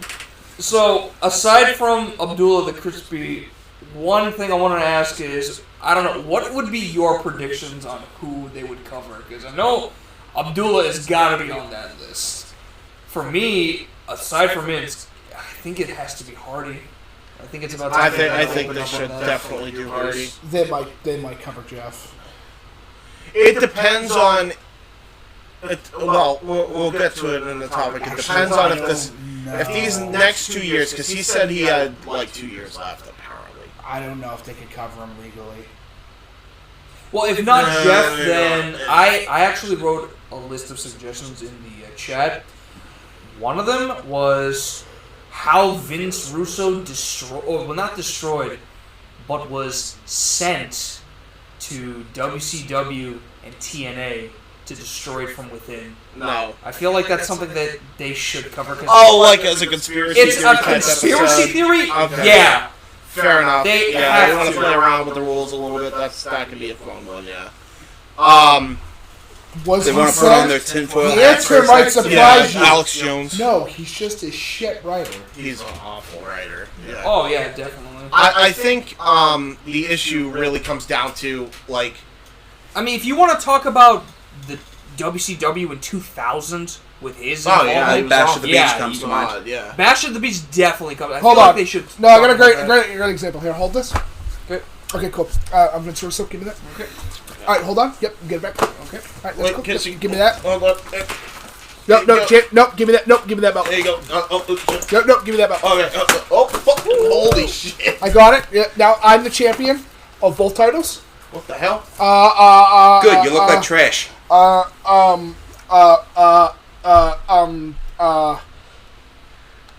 We're having a cage match. I'll vacate the titles. Oh, okay, here you go. Okay. Nope, we're getting rid of one of them. Oh, shit. Hey, guys, I'm David Arquette. How's it going, everyone? I just was in part of a brand new movie. Oh, really? Title belt. Oh, awesome. I'm not a wrestler, but thanks for the belt anyway. Oh, that's really cool. Hi, I'm Jeff Jarrett. Thanks for the title back.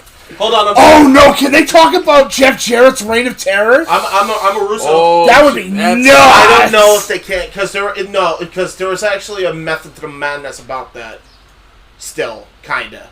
It's a reign of terror, but necessity to keep TNA Who alive else did they for have? The first 3 years. AJ Styles. Samoa Joe. Believe it or not, they didn't know if he was going to stay then. R-Truth. Yeah, true. Maybe R-Truth.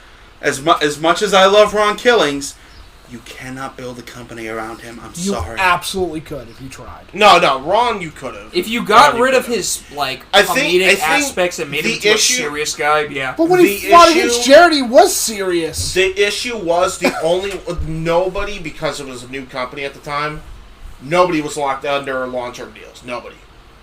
The only person that was going to be in it for the long haul at that point in time was Jared. That was it. So it was either make him the champion until they can get somebody that can be a big enough star. But there were plenty of people that even then. No, Styles was in the company at the time. He was in the company at the time, but he wouldn't go on to be as big of a star until much later. Probably around 08. Probably. 08. I would say right after. No, probably 05, 06, 07. Whenever 08. he had the match against him, Daniels and Joe. Was 05. Is the moment all three of those. Stay tuned, by the way. Wrestling Fortune 44 retro on that coming soon. But yeah, Unbreakable 05, which, by the way, so good. Such a great match.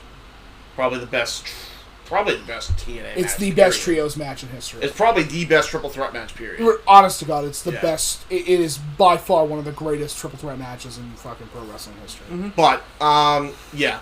So. Thank you, Meltzer, for agreeing. You had a few other suggestions before we go on to 72 seasons? Aside from that, probably. Maybe. Ian Rotten. Yes. That piece of shit deserves to be brought to life for what he's done. If you're going to do a historical one for people that have not heard about you have to cover them. Yeah, you have to cover Ian Rotten. Really? You know what? Hang on. Let me just go on the messenger. Hey, can we cover Ian Rotten and fucking what's his name? Axel? No. Because Axel was alright. No. Trevor Murdoch's dad. Oh, Dickie. Dick Murdoch. Tricky Dick. Yeah, Tricky. Yeah, he was. He was a Tricky Dick, alright. He brought Dusty fucking Rhodes to a clan meeting, and then told, if I remember correctly, Rocky Johnson and I believe Tony Atlas to go meet him at a spot, and they're fucking sitting in the car driving in Georgia, and they look and there's a burning cross in between the fucking trees. I'm like. Yeah. That's not funny. That's super fucked up, dude. Yeah, it's... You brought them to their literal death, and they were the fucking tag team champions at the time. Yep. It's so nuts. That shit was not cool. It's completely... When they came back, he was laughing his ass off. It's like, bro. And you know what the sad part is? I think he was one of the first. He's one of these stupid first people, because I don't think he actually. He probably was a little bit, but I don't think he was racist to the point he'd actually kill anybody. But the fact that he thought it was funny to put them in a situation where there's racism in it and just laugh at it. Yeah, but he's a card. He was the original troll, I guess. But hear me out. He was a card carrier. He was a card carrying member of the Ku Klux Klan. Yeah. He was a card. Yeah, again. You don't get to become a card carrier without some actual fucking time. Yeah, that's true. Dedicated. That is true, yeah. That's getting authorized.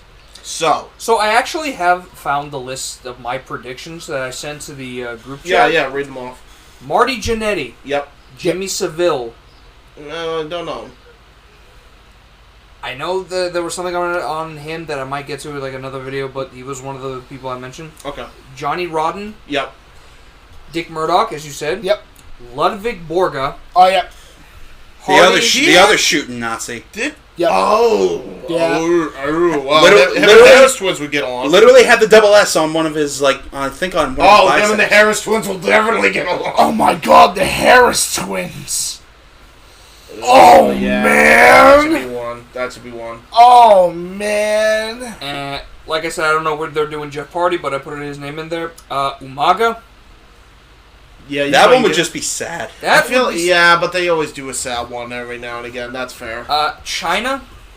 Another China. I'm not sure if they are gonna do because they would have to. They released that documentary that those motherfuckers that were managing her at the time were making. I feel like they should make an uncut version, like a real, maybe honest truth. What has happened to her? To give an example, in that actual documentary, nobody talks about X-Pac. Nobody. And it's like, you're the fucking reason, dude. He's one of the reasons. You are one of the big reasons of why she fucking went where she And my last pick, Bash at the Beach 2000, Yeah. only because of Russo. Vince Russo's rant at the end. Just Russo in general in WCW. From what we know from that pay-per-view, they knew that Hogan had his creative clause thing that was going on, but it was the type of thing that Vince Russo wasn't like up to par or under, like fully wanted for Hogan. So then he cut that scathing rant, and Hogan was played like politics himself on the air. Yeah, and basically Hogan was like, I didn't agree to that rant. I did not agree to that whole and rant sued that him he for did. it. And yeah. He managed to get away with it only because Russo didn't address him as Terry. He only addressed him as Hogan. That's how he got away with it. Yeah, and I mean he was right at least. You'll never see that piece of shit in WCW again. On Hulk. Yeah, Hogan. They could do a whole season on him. Did a whole thing on Warrior. There is a video, a 4-hour-long video of this guy going through all of Hogan's stuff. The video is called "The Most Hated Man in Wrestling," in professional, and it's just Hogan. It went through his whole thing, his childhood, meeting Vince, going to Japan, going back to WWF, going to WCW, TNA, all that is there. If you wanted to do Hogan, I feel like that's something they should do at like the last episode of the season. TNA. No, they should do the whole season. Yeah, honestly. You could cover him for a whole season. You really could. Honestly, if you want to do like what they Hogan did edition. with Hogan doesn't know best, they could call it. Like if they wanted to do the thing, Hogan doesn't know shit. Hogan don't know shit, porn, brother.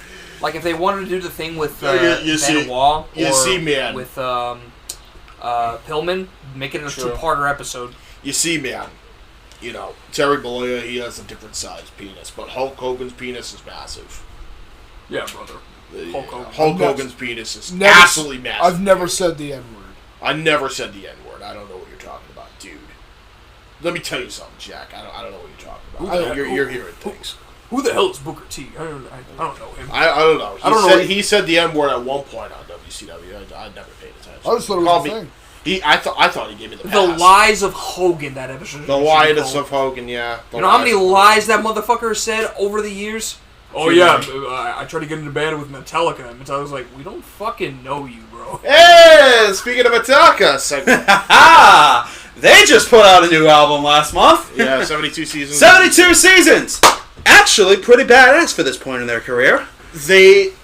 What's crazy to me is they seem like they got their signature sound back from like the 80s and 90s.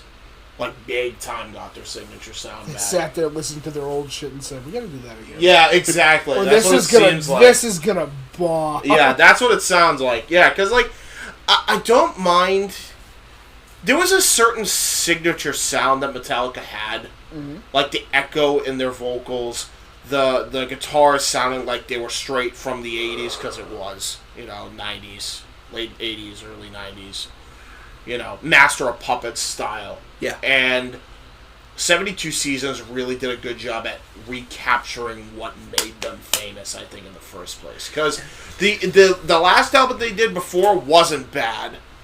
It would have been way better if it had that signature sound. That in 72 Seasons. And also, one thing I really have to praise about 72 Seasons, you can hear the bass! You can hear the bass big time. He's very happy about the bass. Sex with him is terrifying. I've come! Woo! He's fucking whispering about, oh yeah, baby, that's what I've been waiting for. That's what it's all about. Woo!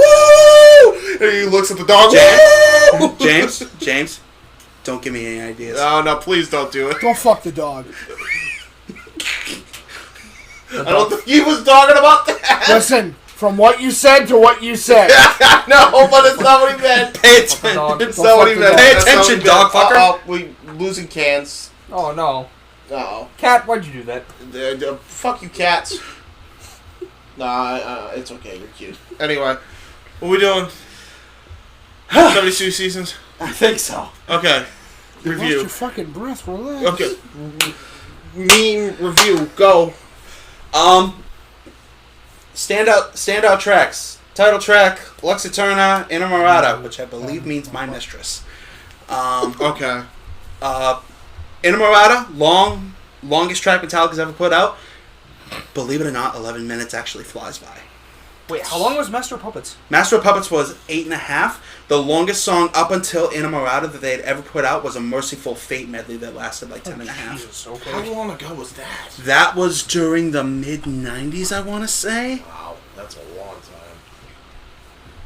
Well, shit. But yeah, absolutely check out 72 Seasons. Solid B+ album, A- roughly. Their longest running show ever. They had made it to 72 seasons. Yeah, the 18-year gig. The 18-year gig. Perfect. Lovely, man. Lovely.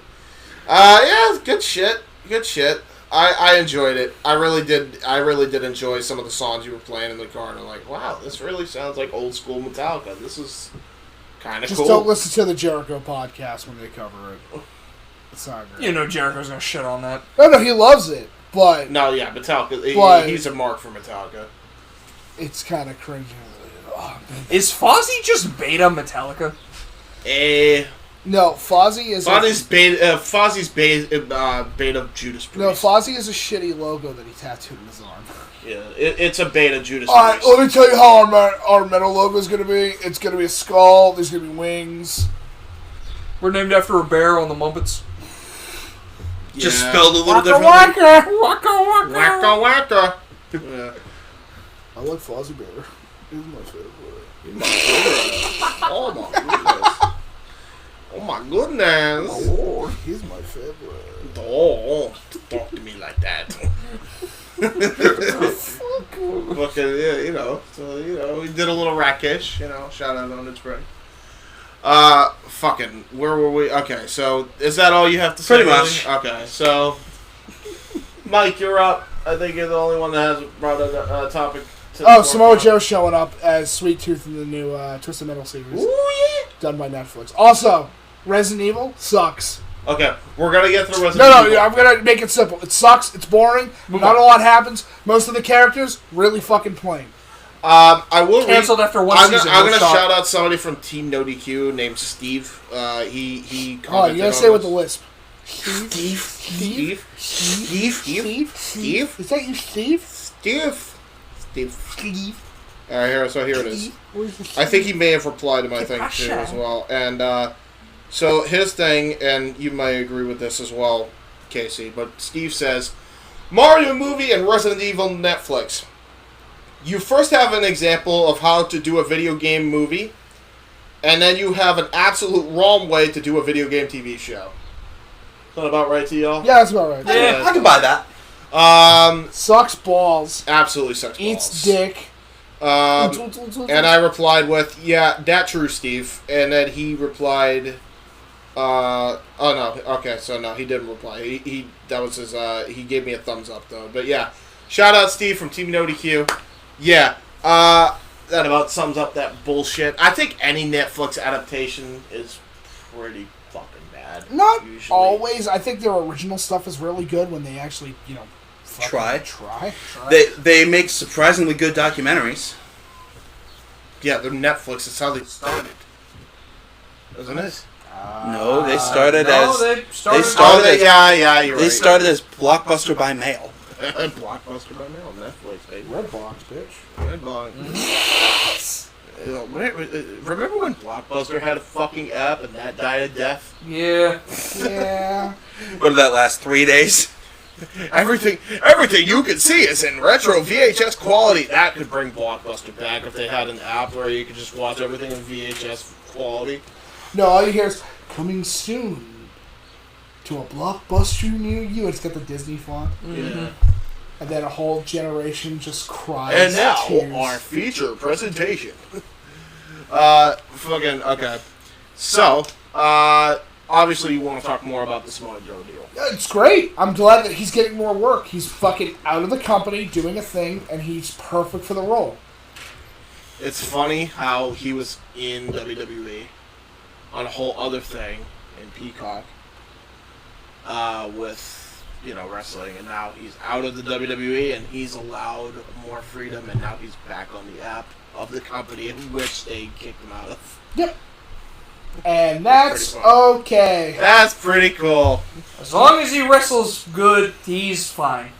He's not good. Samoa Joe. Of course he's gonna wrestle. He's good. Of course. What do you mean? Fucking Misawa. Of course he's good. Yeah. He fought 10 out of 10. That match is a 10 out of 10. That's such a great He fought Misawa for 20 minutes. He's gonna be fine. Samoa Joe, many 5-star matches that are underrated. Yes. But anyway, Small. Do you think the casting is perfect for your? It's fine. It will do what it needs to do. There you go. The only thing how to fuck that up is make it boring. Which I don't think they'll do. They're gonna make it boring now. Like we just honestly, talked about it. Netflix has this thing.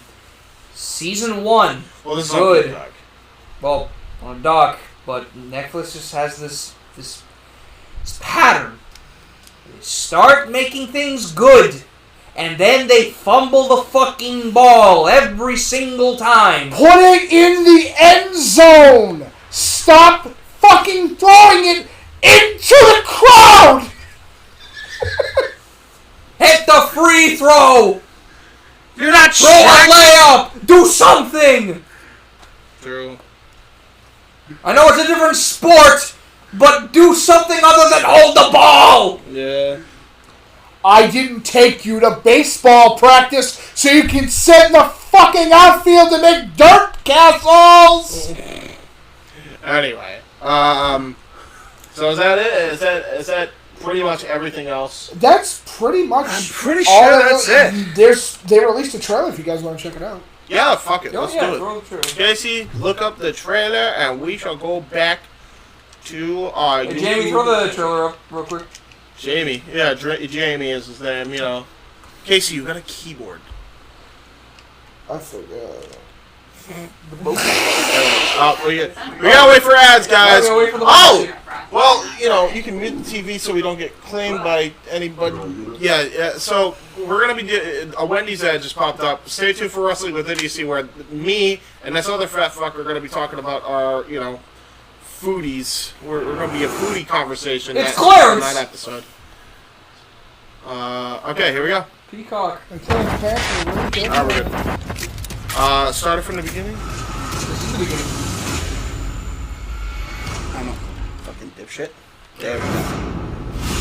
This guy's a gangster. His real name's Clarence. Is that Anthony Mackie? Yeah. Yeah. The worst actor for Tupac. If any of you watched that Notorious movie, you know. Why didn't they just get Josh Haraway? That's a good point. That's actually a very good point. Ladies and gentlemen, star change.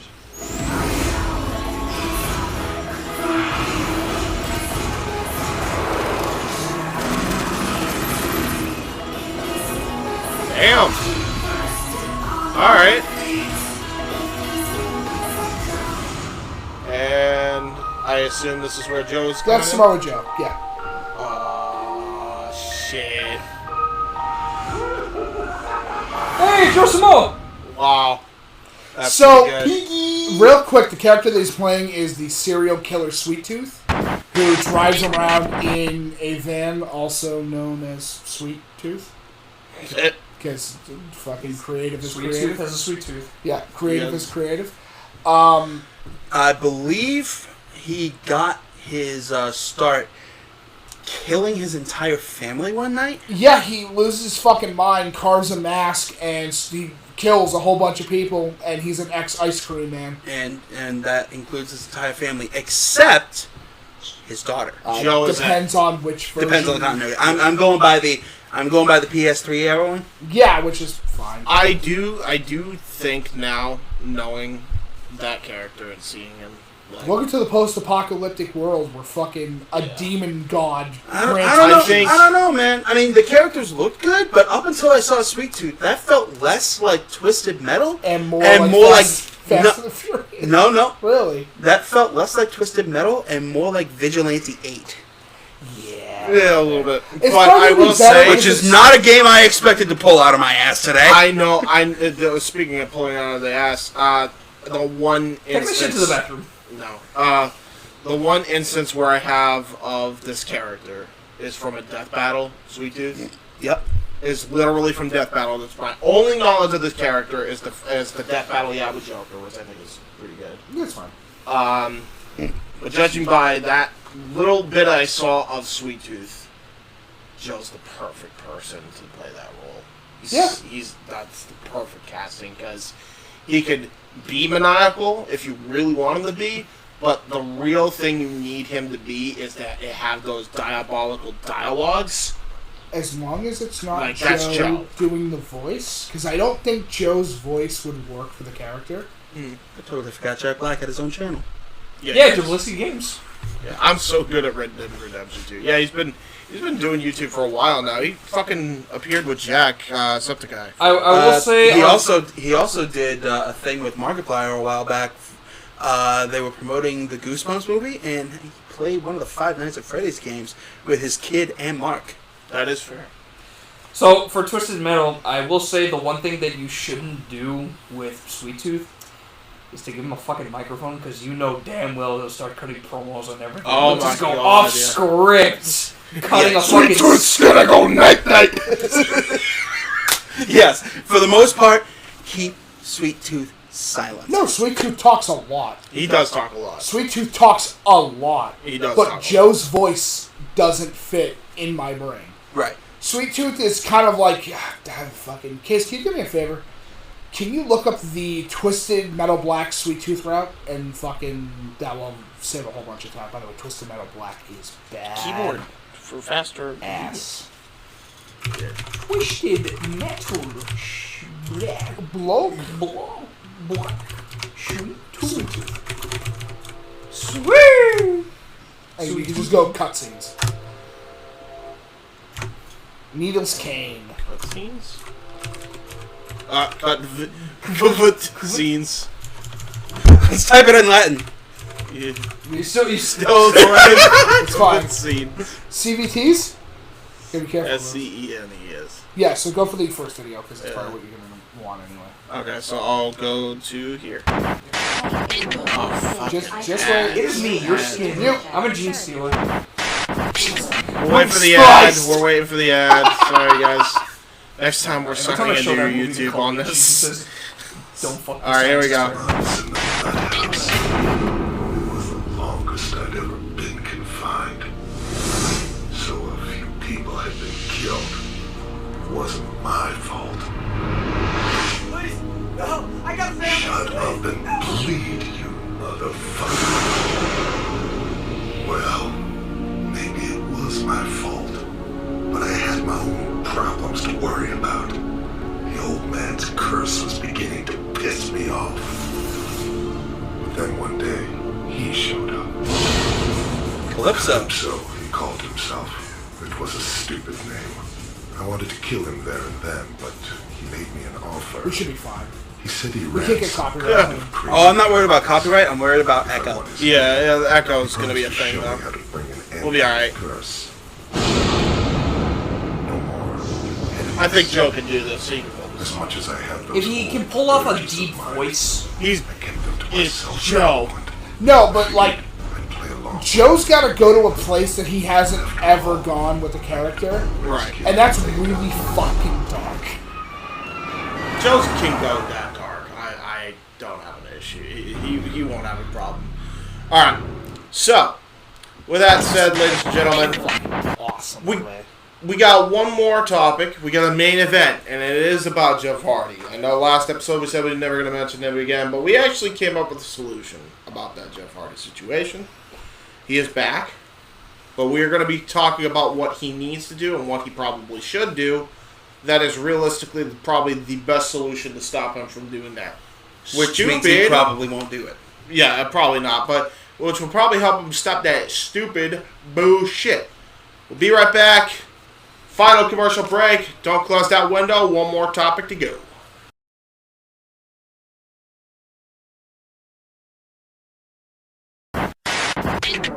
We will be right back with the Indy Force Podcast, right after these commercial messages. A table from hell with the Psycho Asylum.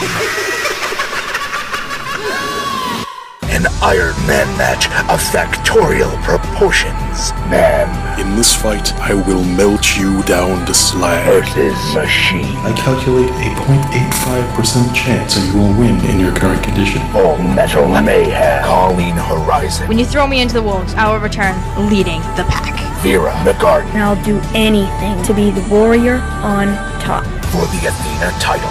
Best friends turn bitter rivals. Johnny Star. Don't get in the way of the star or you'll get burned. James, the Archangel. I'm the real star of this brand. For the international title. The Outsider, Mark Young. The Executioner, Michael X. For the WYW World Heavyweight title. 2 out of 3 fall. Inside. In a hell in a cell. WYW Immortal. Now available on YouTube.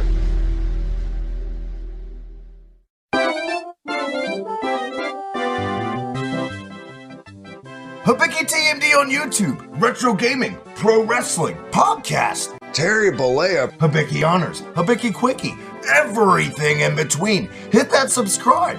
Follow me on Twitter at the Hibiki TMD. And hey!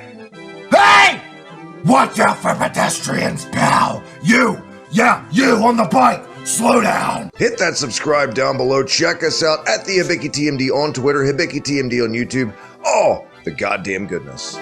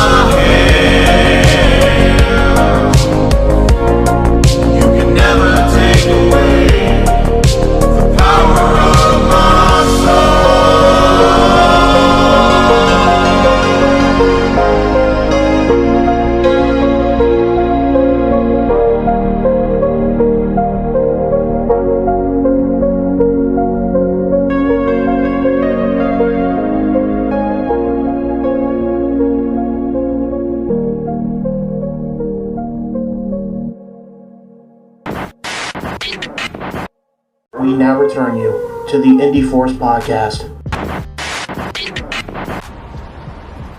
Oh, what a lovely day today here in Steelport. But wait, is that Indy Force content? Woo! Come here, Grandma. I'm going to teach you how to like, comment, and subscribe. And we are back. We are live. So yeah, there you go. Do exactly what that Michael X character said. Like, comment, subscribe. He'll bulldog you into a lamppost. There's no lamppost, no problem. Not right now. You could always bulldog somebody into the wall. No, that's the wall, brother. That's the wall, brother. That's hey, the wall, brother. Hey, wall. Anyway, Jeff Hardy. So here we go.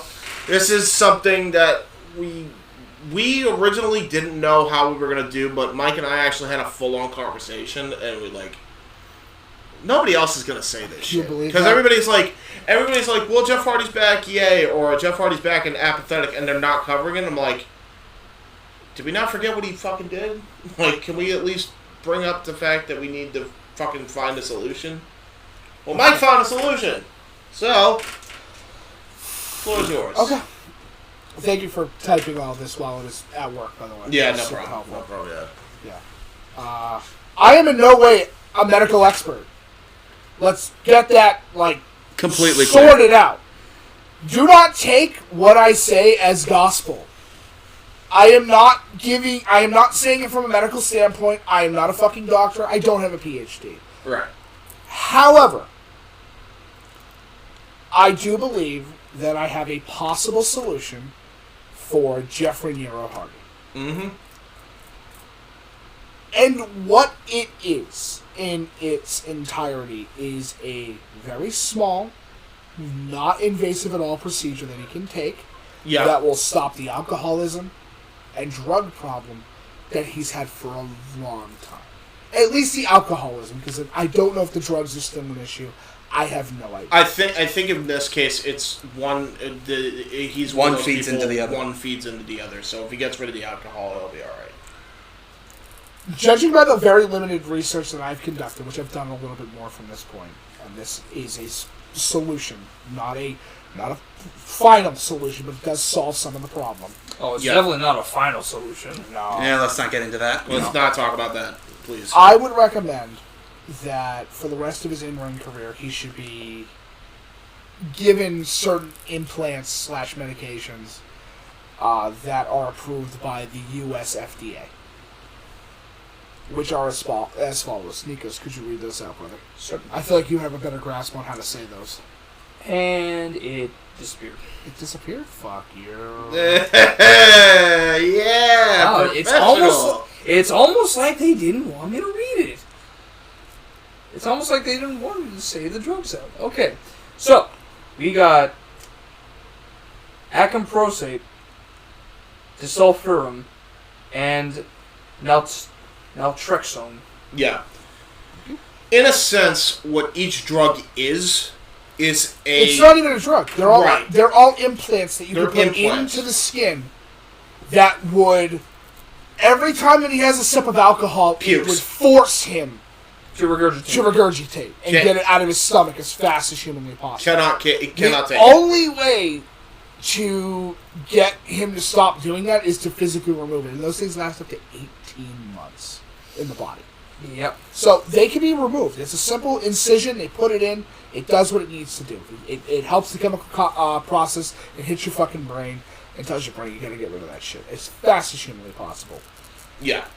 The one issue, and I'm saying this now, is that he would have to agree to it 100%. Yes. Because rehabilitation, as we have seen throughout the course of history with his career, doesn't work. I am not blaming the gentleman for having an addiction. It's not fucking easy. I completely understand that it is not something that he could deal with on a daily basis to try to recover. Getting over an addiction of any type, quality, or fucking length is not easy to do.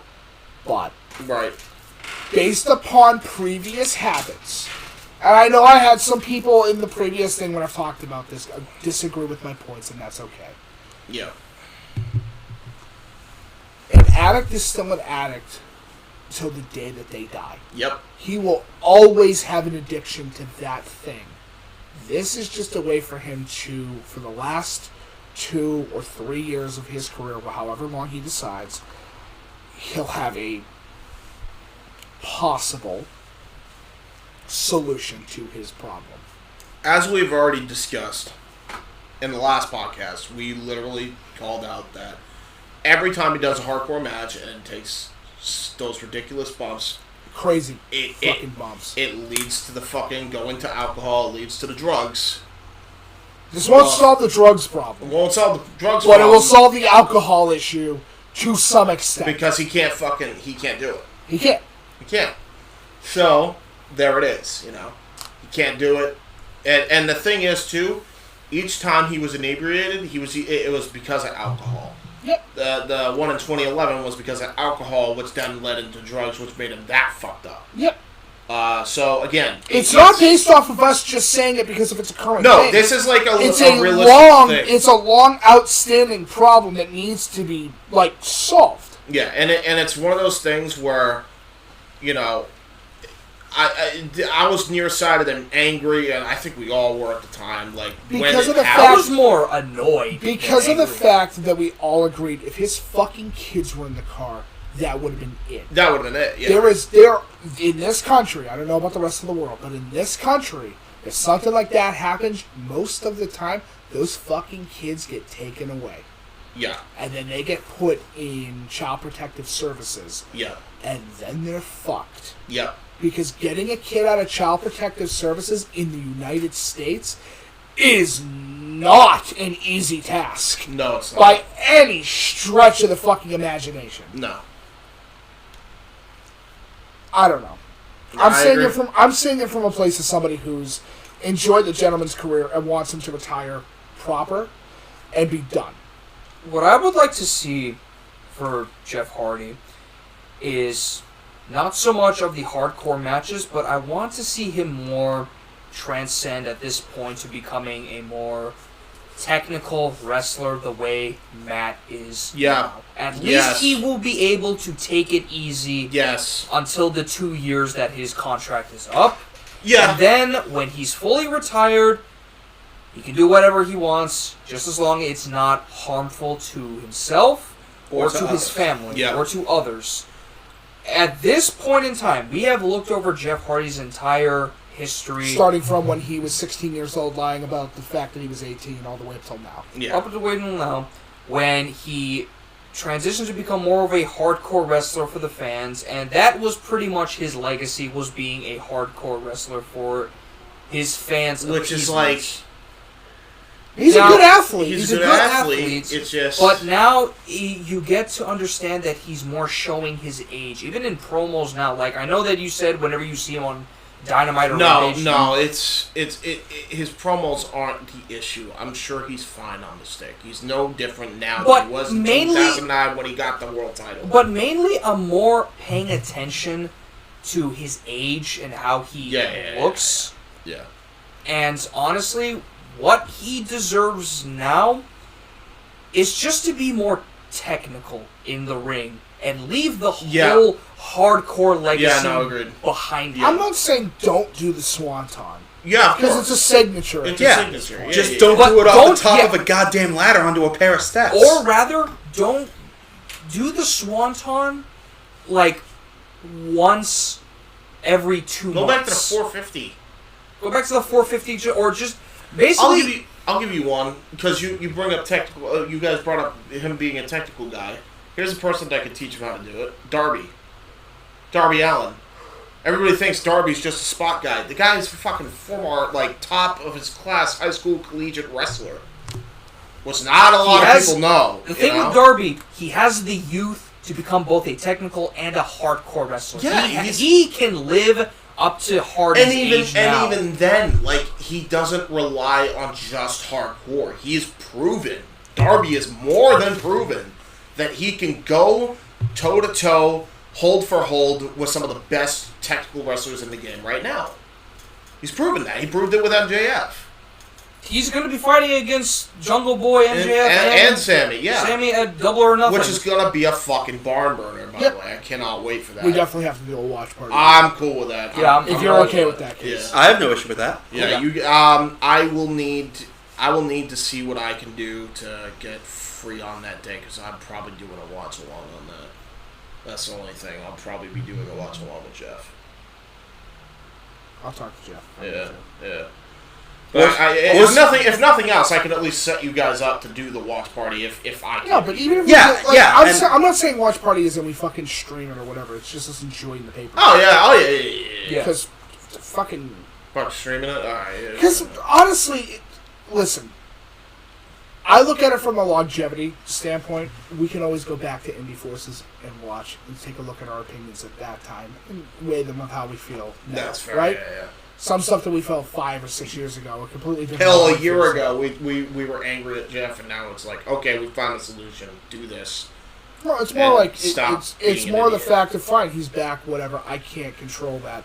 Your idea originally of we gotta call every state athletic commission and we gotta get him banned, and I went, no way. That's a little hardcore. No, that's impossible. I still think that should have been fucking threatened and told to him, though. Because it would have been impossible. It would have been, and I agree with you. Logistically, would have been. Still should fucking say that. I don't care. It still should have been said. Because how stupid do you have to be to screw up this many fucking times and not have that threatened at least once? Well, I don't know. It's one of those. We could be on about this for fucking. And again, it wasn't the surefire solution like I fucking thought. You know, you came up with a way better fucking solution for him to do. Honestly, if I'm Tony Khan, I wouldn't have given him a fucking choice. I would have had him take the injection. You have to give him a choice. I know he's an independent. It's a literal surgery that requires implanting something into his body. He has to make that choice on his own. My only thing with that is, though, he is an independent contractor, but there's whole things where, like, Jibs, you're going against his human rights. You literally can't. I understand that. You literally can't. It's either he doesn't or he can't employ him, type of thing. I can't have him in my company anymore. I bring up the instance of fucking Dana with Chuck Liddell. Like, when Chuck couldn't fight anymore, Dana's like, dude, I'm not going to be responsible. That's a completely different thing. That's the equivalent of, well, not equivalent, but it's similar to saying to a woman, you can't work here unless you get a boob job. Yeah, that's fair. Actually, no. That's a matter. Too, you're asking the person to go under knife for a medical procedure, which can be for work. That's against the law. Fair. This is a decision that he has to make on his own. Well, and honestly, he and his family. He and his family, and plus, and I'm just gonna defend him for a second here. This is his first incident in AEW that he's working on. I always believe in the second chances thing. Okay, but and I know you're gonna say that he's had so many chances at other companies. I would say he's had 2 chances in WWE, and then 1 chance at TNA, and then 1 chance at WWE, and then 1 chance in AEW. But they were all like not even that long apart. I mean, I'm just saying this in the perspective of a fan because deep down I still am a fan of Jeff Hardy. Though, no matter how reckless his bullshit has gotten him to this point. But if there is the decision of preventing him from doing any more stupid things, like the alcoholism and the drugs, he has to make the decision on his own with the support of his family that he has to put a permanent end to these habits before it destroys him even further. Yep. And this decision has to be made unanimously. Yep.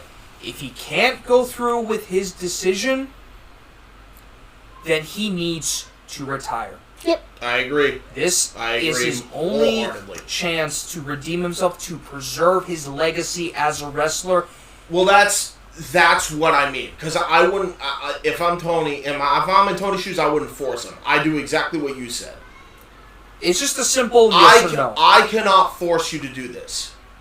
But if you don't, I can't trust that you're not going to do this dumb shit again. And I can't be responsible when you do. Like, what Tony needs is a guarantee from Jeff that he has to go through with this so he doesn't take the thing. If Jeff says no to Tony, Tony will just automatically go to his alternatives and say, well then, I can't trust you after every wrestling match that you have.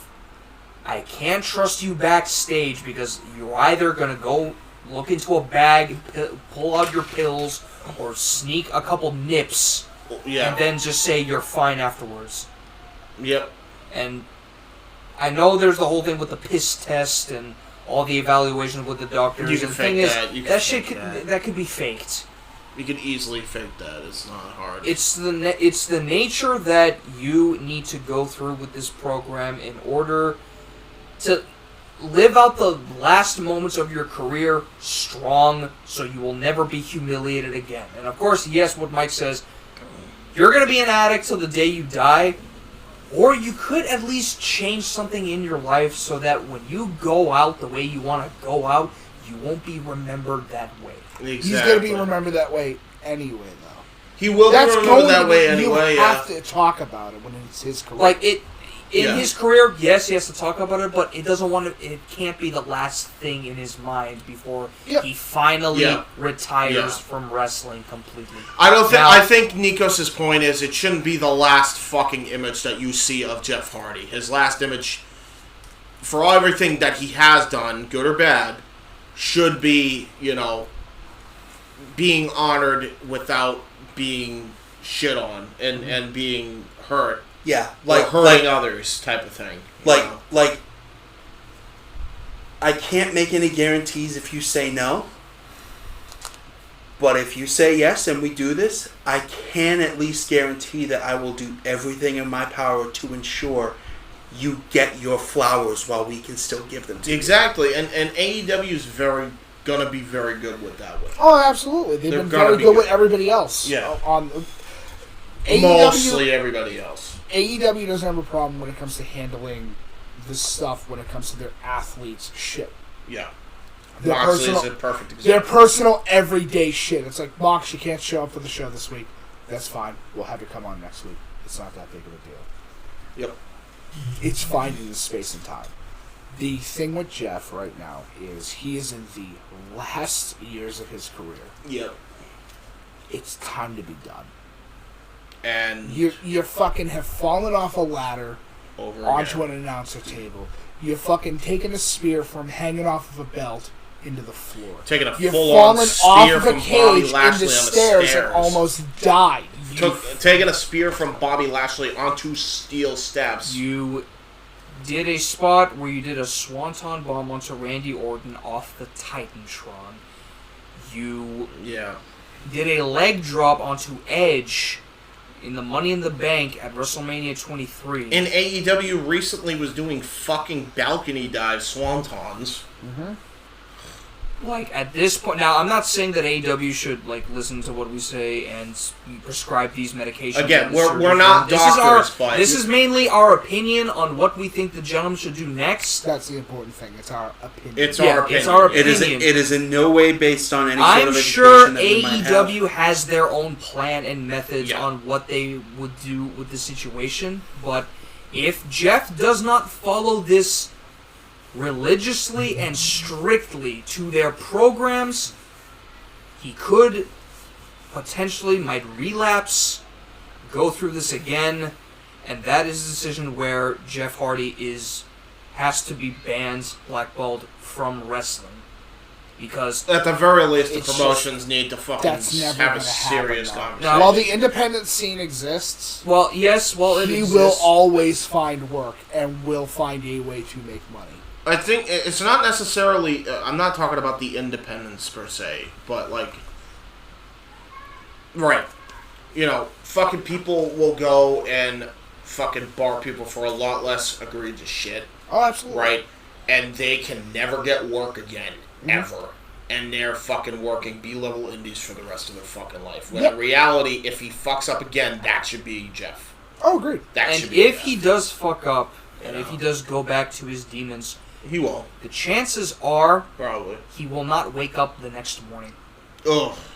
Yep, that is a complete fucking possibility. Again, as we said last episode, I just feel bad for his kids and wife at that point. Really. It's time at this point to focus more on your legacy and your future, which is your kids, than your actual wrestling ability. Which is why, at this point, now that you're back in AEW, take it easy. Yep. And if you dare think... Too late for that. Rampage, they're already doing a deletion match, which means he's going to jump off of something stupidly high in his compound. Well, if he is actually thinking of jumping off of something, and this is a PSA for Matt, watch your brother backstage. If you see him grab for his bag to pull out nips or pills, smack the shit out of him. No. No. You give him a heating pad, you give him an ice pack, and tell him to sit down. Like, I know you should not be monitoring your brother every single day, every single minute. But he is his responsibility. No, he shouldn't be. Absolutely. He shouldn't be, though. Listen, my fucking older sister, when a situation comes around, she is fucking, I'm still her responsibility if something happens to me. When you're with your older brother, James, you are fucking his responsibility. Whatever happens with you reflects him.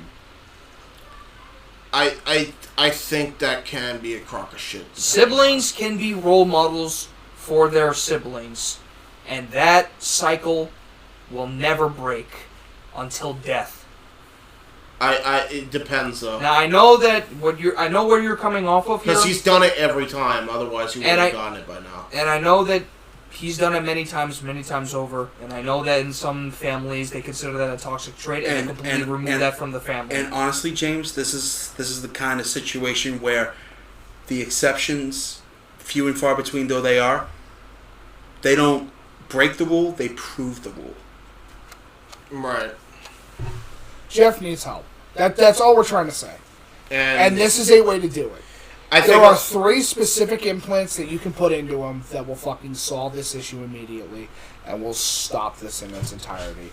It's not a perfect solution. But it's not a finalized solution. But it is the solution it's that... a fucking possibility. It's the solution that absolutely will, without a doubt, at least preserve the last 2 or 3 years of his career. In a positive light. I wouldn't say preserve, because he's always going to do stupid shit. He'll do stupid... Well, he's going to do dumb spots, but I'm saying he won't go on the road and kill a motherfucker. That's what I'm saying. He will not have jail time. Yeah. He won't do that. And listen, the whole reason we came back is literally because of this topic, because nobody else even thought to talk about this. Nope. No. Not a single person. And the way we left off last time, we just felt spiteful over this whole thing. A little bit, at the end of the day, we should just look at this and say... I started doing research the fucking day that I heard that he was going back into AEW, and I'm like, there has to be a fucking solution to this. Yeah. There has to be. Like, and maybe he already got it. The time frame that he came back, like, keep this an open mind. When we started making that Indy Force, where he left AEW, where he was suspended when he was jailed, to the time he came back, I said to myself, that did not take long. What happened here? Florida. One could blame the state. I could say, nah, there has to be some reason that Tony allowed him to come back. Well, yeah, it's because he's a star that's going to make the money. That's it.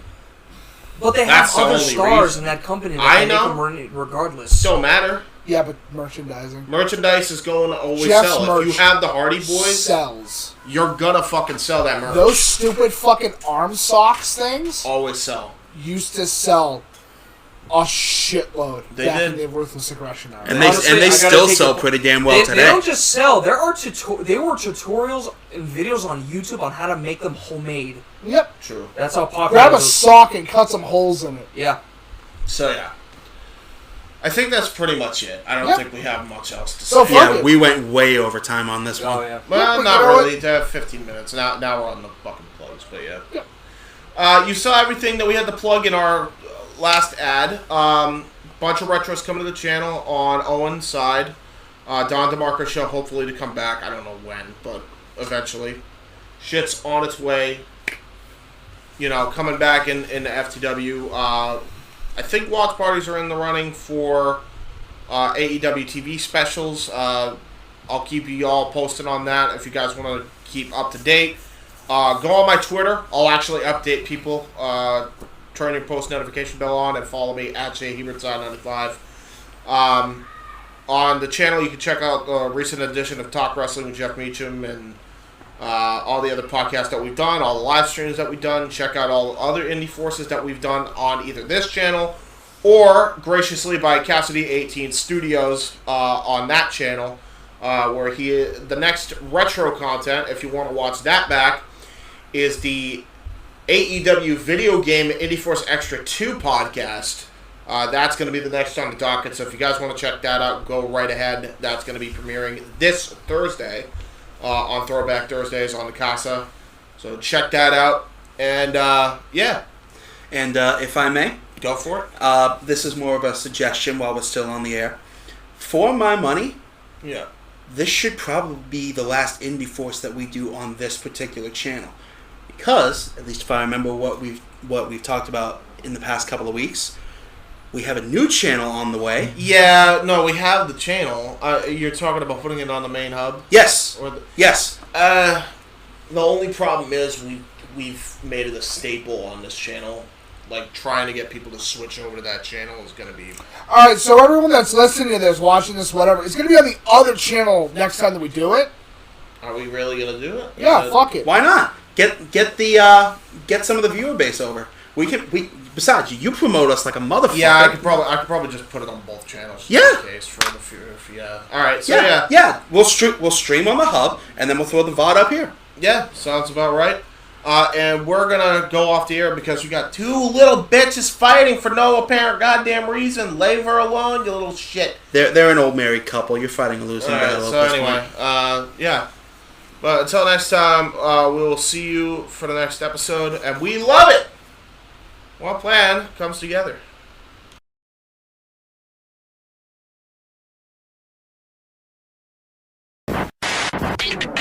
The preceding podcast was paid for by the Indy Force. Thank you for watching. Make sure you subscribe and turn that post notification bell on so you never miss a video from us.